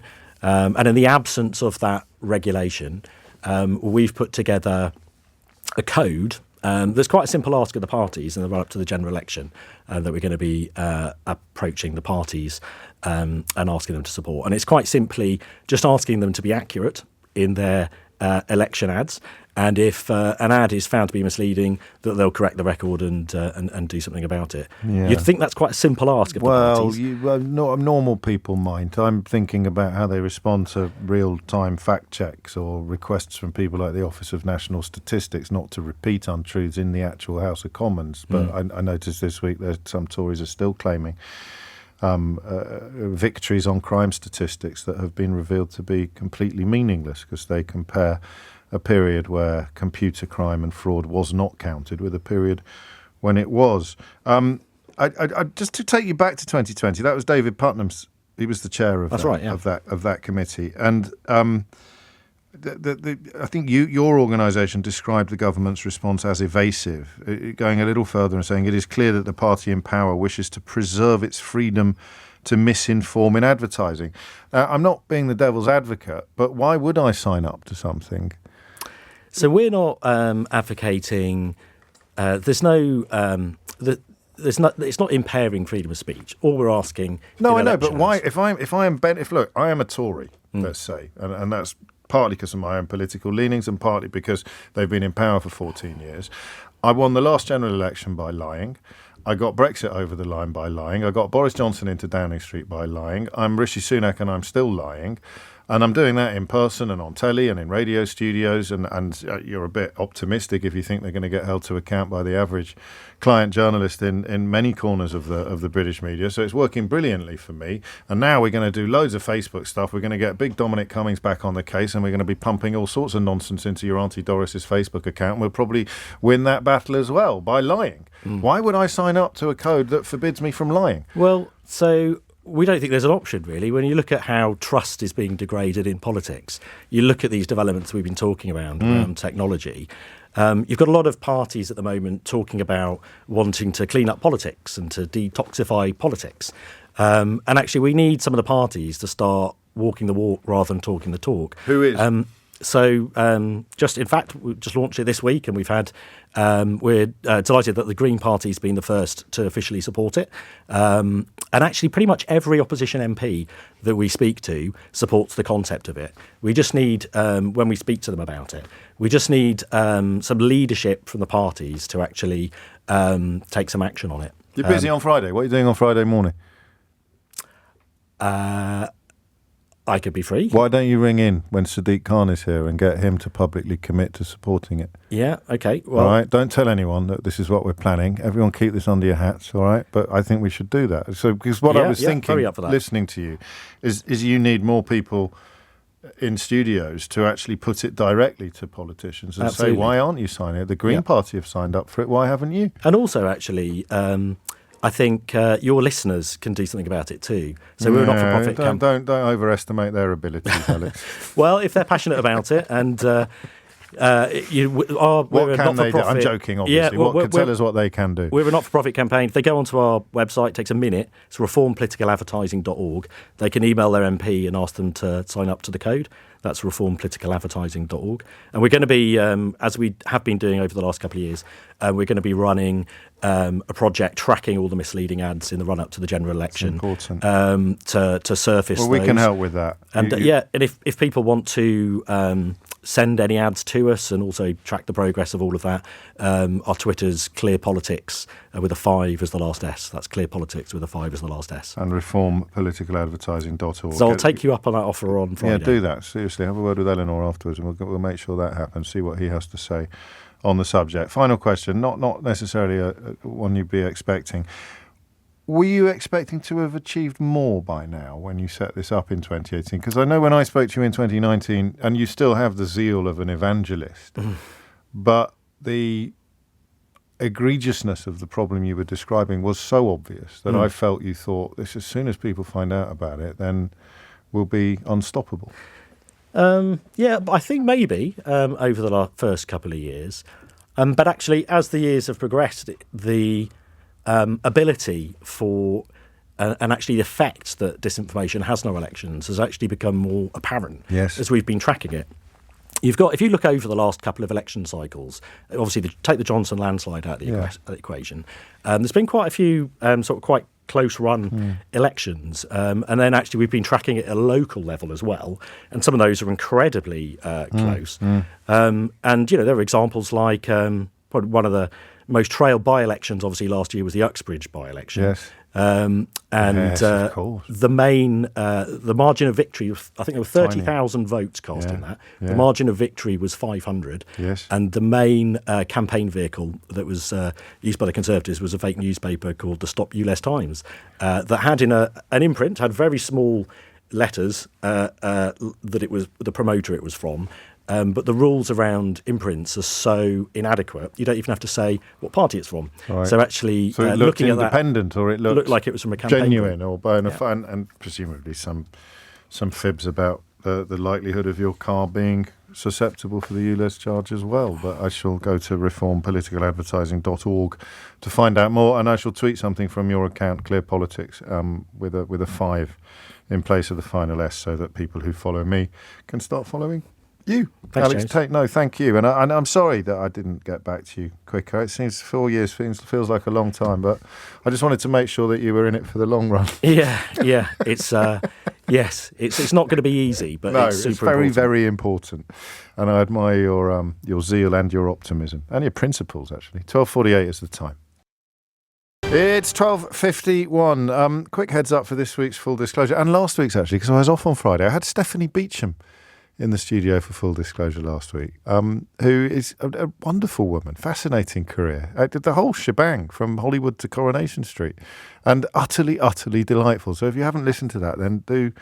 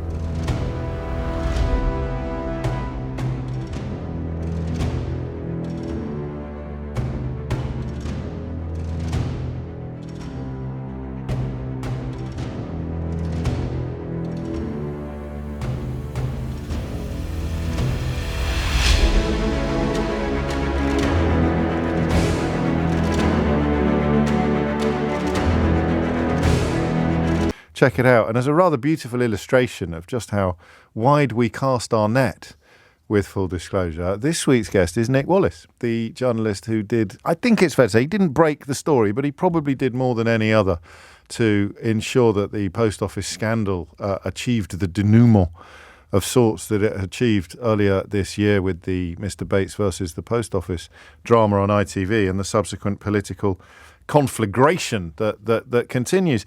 And while talking to Nick, and indeed while talking to you about the post office scandal, quite a few previous examples of comparable, I'm going to repeat the word scandal, I think it's the only one that fits, were cited. None more pertinent, I feel, than the Windrush scandal. And that is why I was drawn to a piece in yesterday's Guardian by Amelia Gentleman, who, a bit like Nick Wallace, I suppose, is the journalist who has done more than any other to propel the Windrush scandal and the continuing betrayals into the public space.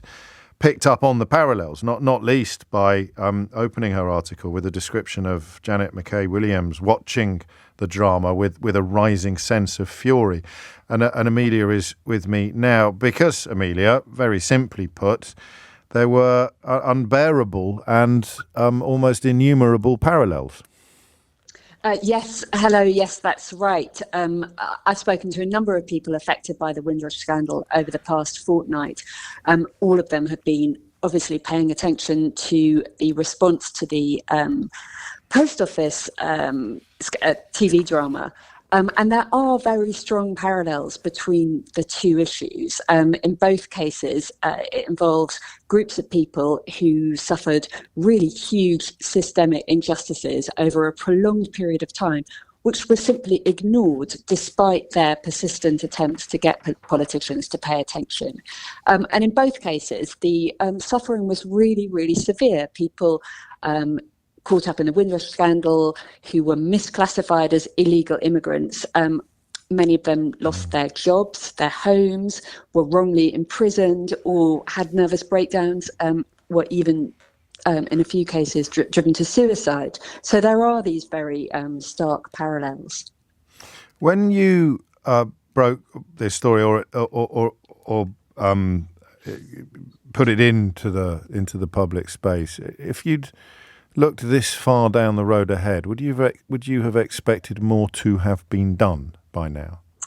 I mean, I think that's what's quite sobering, yes. Listening to the very effusive apologies that we're hearing on the post office issue, and this really intense focus from ministers giving commitments to setting it right. That there is this echo of the sudden rush in April 2018 from the government to say, we're so sorry, we're going to fix this, we'll set up a compensation scheme, we'll set up a comprehensive reform programme to make the Home Office a better place. And I think for a while, I really believed that was going to happen quickly, as did people affected. And 5-6 years on, there is a lot that still hasn't been achieved. What are the most egregious examples of that? Well, it's two things in parallel. There is this compensation scheme, and people absolutely should claim and push to get compensation. It's proved very difficult for a number of people. We know that over 40 people have died in the period between making applications but before receiving any money, because it's a very slow and difficult process to get absolutely right. So there are problems with the compensation scheme, although the Home Office will say that they've paid out £75 million and they're committed to continuing with that process. On the other kind of area of concern is the commitment to make really comprehensive reforms to the Home Office. And a lot of work went into that.